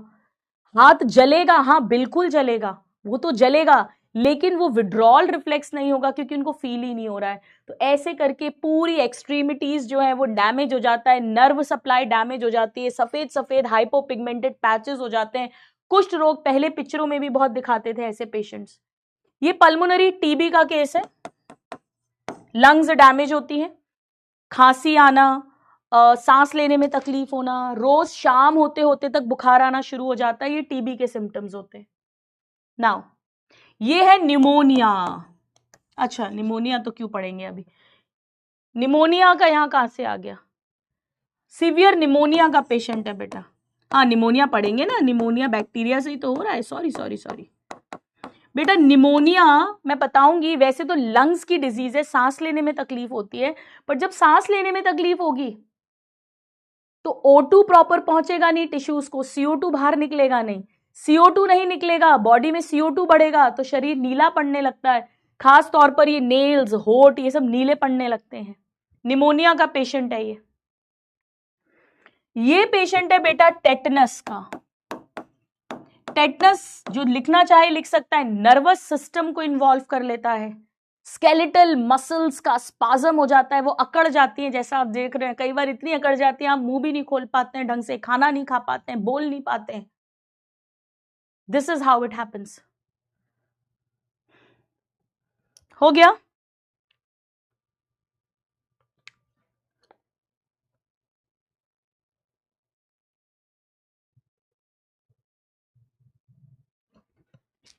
ठीक है, चलिए एक बार अपनी एनसीईआरटी ओपन करिए प्लीज, एक बार अपनी एनसीईआरटी ओपन करो, एनसीईआरटी। आगे बढ़ते हैं, हमने यहां तक मार्क किया था, अब हम आगे बढ़ रहे हैं।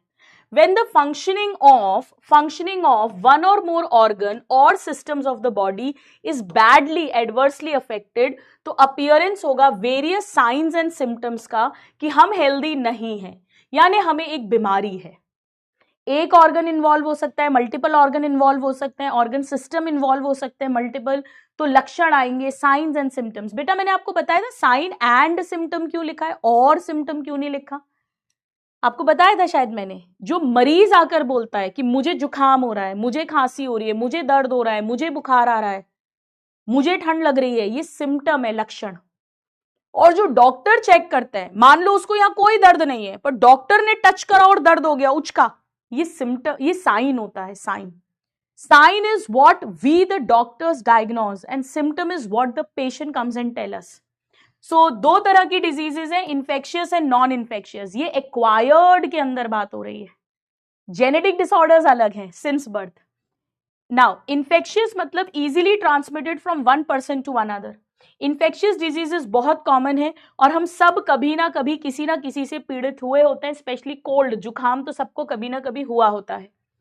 इन्फेक्शियस के अंदर ही एड्स जो है वो जानलेवा फेटल है। नॉन इन्फेक्शियस के अंदर cancer is the major cause of death.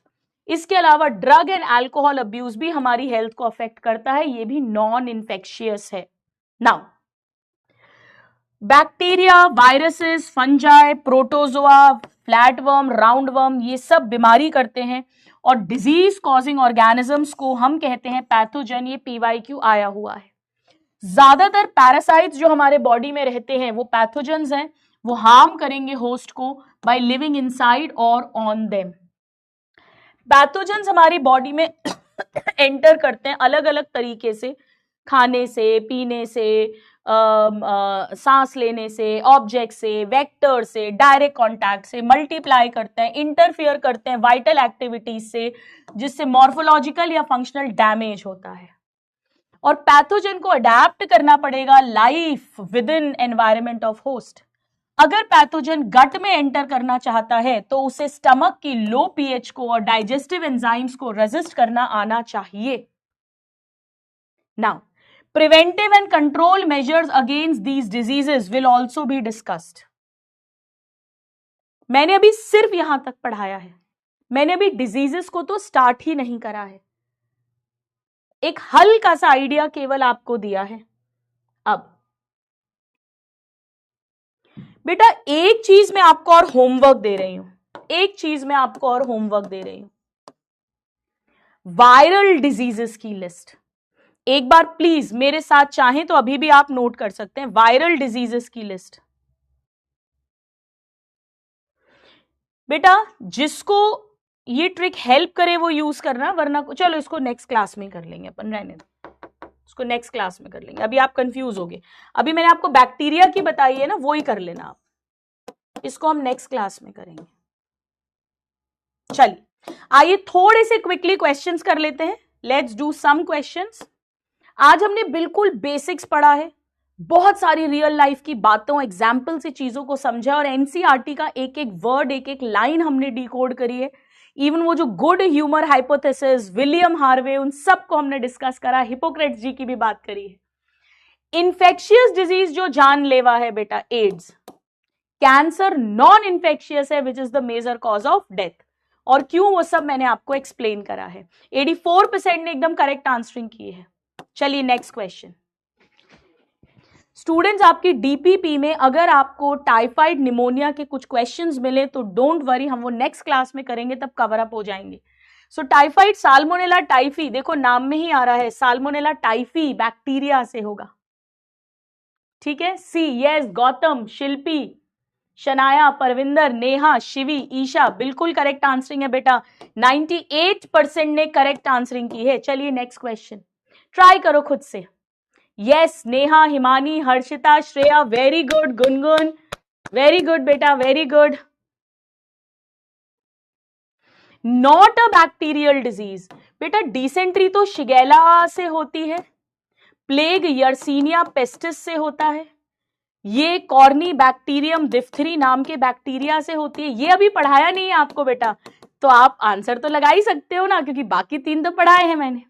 मेरे सभी दूसरे नादान परिंदे, दूसरी क्लास आज आपकी शायद थोड़ी सी जल्दी छूट गई है। How are you all, God bless you all. अच्छी चल रही है पढ़ाई, मजे में। पोलियो वायरस से होता है, यस बेटा मैं पढ़ाऊंगी।